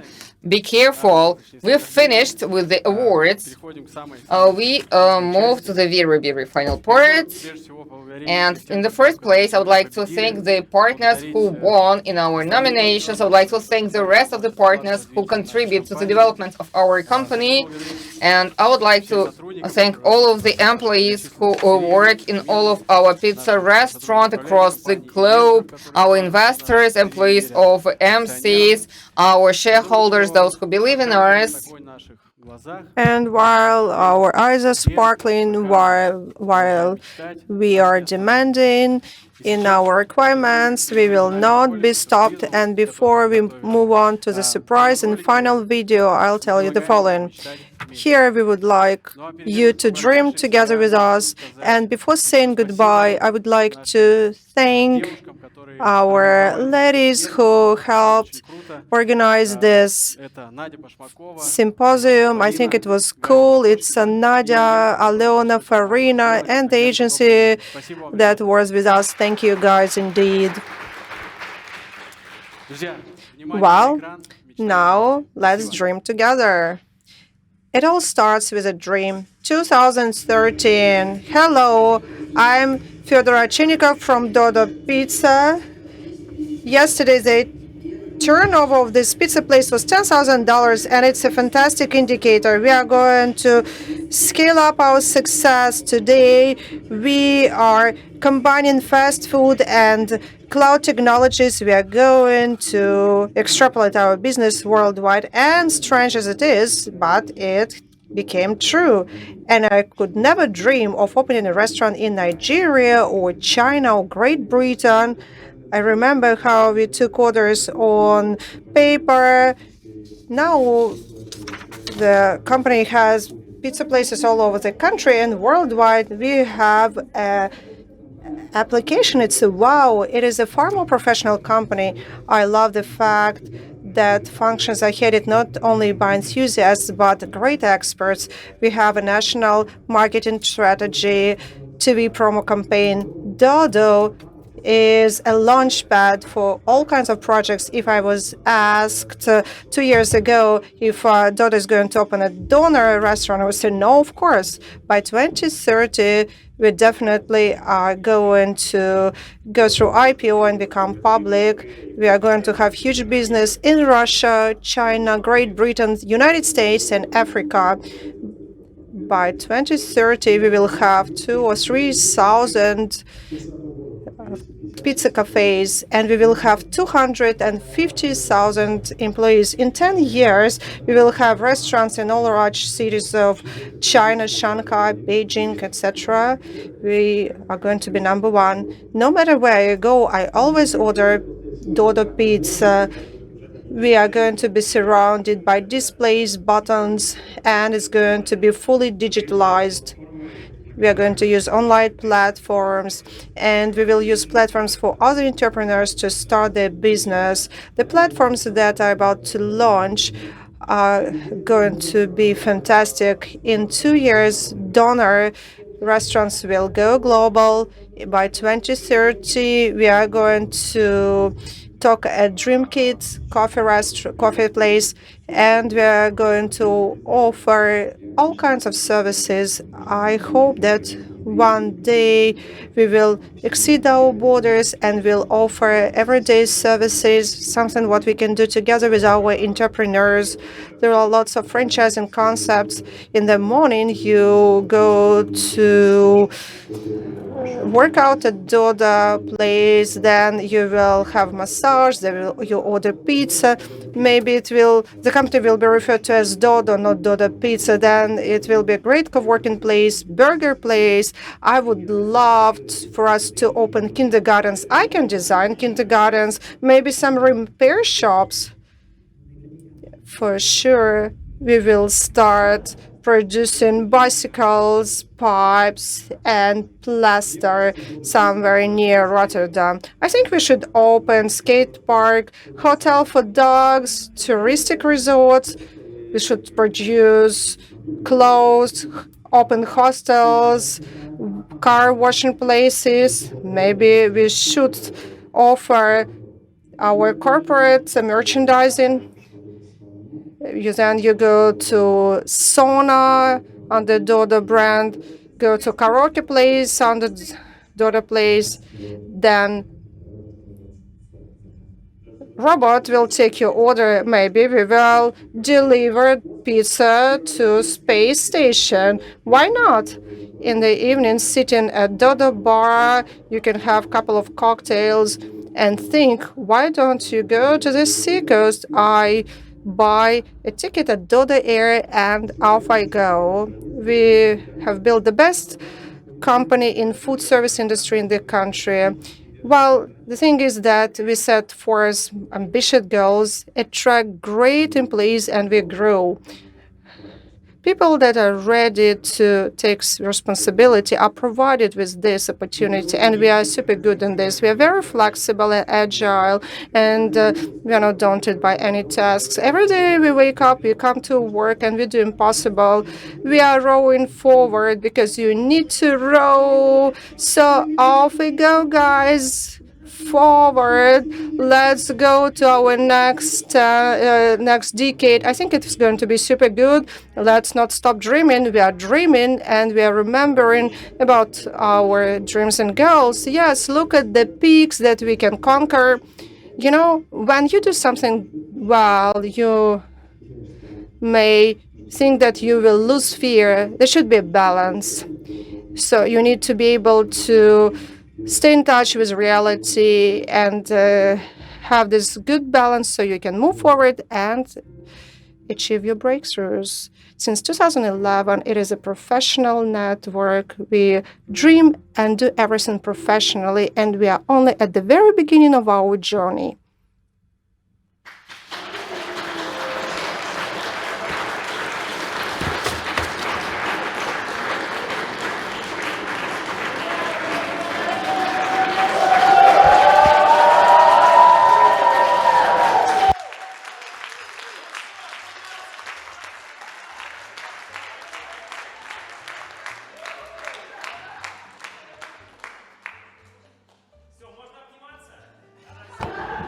So can we start hugging? Absolutely. And time for a joint photo, guys. Photo moment.